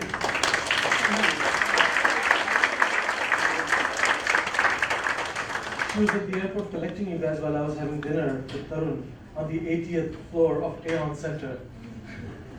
So that'll tell you something about the people who've come to help me. Parmesh, who has offered faculty support for UW. Scholars, plenty of you are coming to UW. You would not be at UW if it wasn't for Martin and Parmesh. This is not an accident. There's Martin back there. And for the postdocs, we really wanted to engage postdocs because we find a lot of you have a lot of talent and perhaps not as much opportunity here. Or maybe there is opportunity here, but you're still exploring what you can do now in this global economy, connected world, scientifically connected world across borders. Sriram back there convinced me that it is, oh, Sriram, stand up. Okay. So Sriram, he's a postdoc at the Discovery Center in Wisconsin, a really nice center. Convinced me that this is something that can be done. We were busy handling just 100 of you and 25 who are going to India from the US. He single-handedly put together the Sci ROI, so science research opportunities, science and technology research opportunities in India. It is also a play on the term return on investment, ROI. Right? The idea is that this is not going to be just people here who have been highly trained, are very talented, that they go back and look for faculty positions. There is need. India is talking about 2,000 universities. We heard today you will have at least one IIT in every state. How many states in India? 29 IITs. When I grew up, there were 5. These IIT Kanpur's, pride and joy, right? Electrical engineer, computer science. Computer science. Parmesh is from IIT Bombay. Now, I never was interested in engineering, and maybe if I tried, maybe I would have gotten it. Okay? But nonetheless, there are opportunities in academia in India that are going to come up by the time you are ready. But there are also opportunities in technology, there's opportunities in entrepreneurial ventures, as we just heard from the Tata Center. Also, had you been here on Monday, you would have heard Vijay and a whole slew of speakers talk about opportunities in India in life sciences and medical devices, etc. But we're trying to combine those sorts of things, see how you might engage India and not continue in the sleeping part of the well-trodden path. So this is the beginning. Sriram's vision is that we will try to make you in charge of your destiny, the postdocs, so that this program continues and you seek out opportunities rather than ask the secretary, what do you have for me? You go out and make your damn opportunity. No. Why ask someone who's doing already so much to do some more for you? Go out and do something for yourself. There is infrastructure to let that happen. There is honest, sincere intent on the previous government's part and the current government's part to enable you to go and change the way things stand. Unfortunately, 2 of my colleagues, Ken Shapiro, the tall gentleman with a goatee, and Kim Santiago, he was the dean of the college international programs when we started the Khorana program in 2007. They escaped, otherwise I would have embarrassed them by saying all the wonderful things they did in face of all sorts of problems that were then in place, preventing such things from happening. With that, I will stop, and I'll say that we expect a lot of you, and we look forward to seeing you blossom. And we'll keep in touch. Thank you.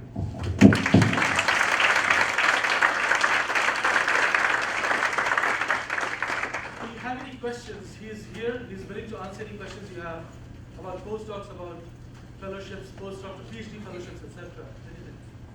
Please surround him, don't let him escape. Pick up a copy of the newspaper there. You have some idea as to how vibrant Chicago is as regards the Indian diaspora here. Thank you.